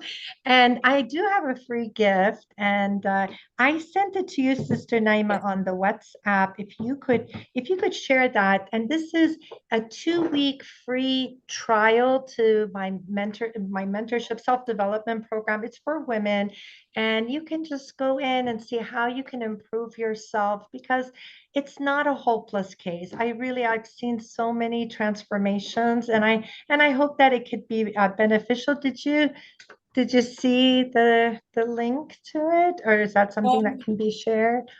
I think it's not in the email. I'm not sure whether no, I just sent it on the WhatsApp. So how could we? Okay, have to do that afterwards then, inshallah. Oh, really? What we'll do is we'll send out to everybody who signed up for the sessions, and also put it in the description as well once this goes live. Inshallah. Well, welcome. My pleasure. It was a pleasure to be here. And we have a panel discussion, right? Is that coming up? Yes, we do, mashallah. So for now, there's a 1-hour break. I think everyone needs to take a break, reflect, just take some time reconnecting with the family, maybe practicing some of what we've been learning for the past couple of hours. And we'll see you again in an hour's time with our next session, inshallah. Jazakallah khair, Sister Hale. Always a pleasure to have you with us. Thank you so much. My pleasure. It's a pleasure to be here, and may Allah bless all of you, inshallah. Jazakallah khairan. Thank you, Bye-bye, everybody. sweetie. Take care. We are together in an hour's time, inshallah. And as for those of you who are watching on YouTube, get the likes up.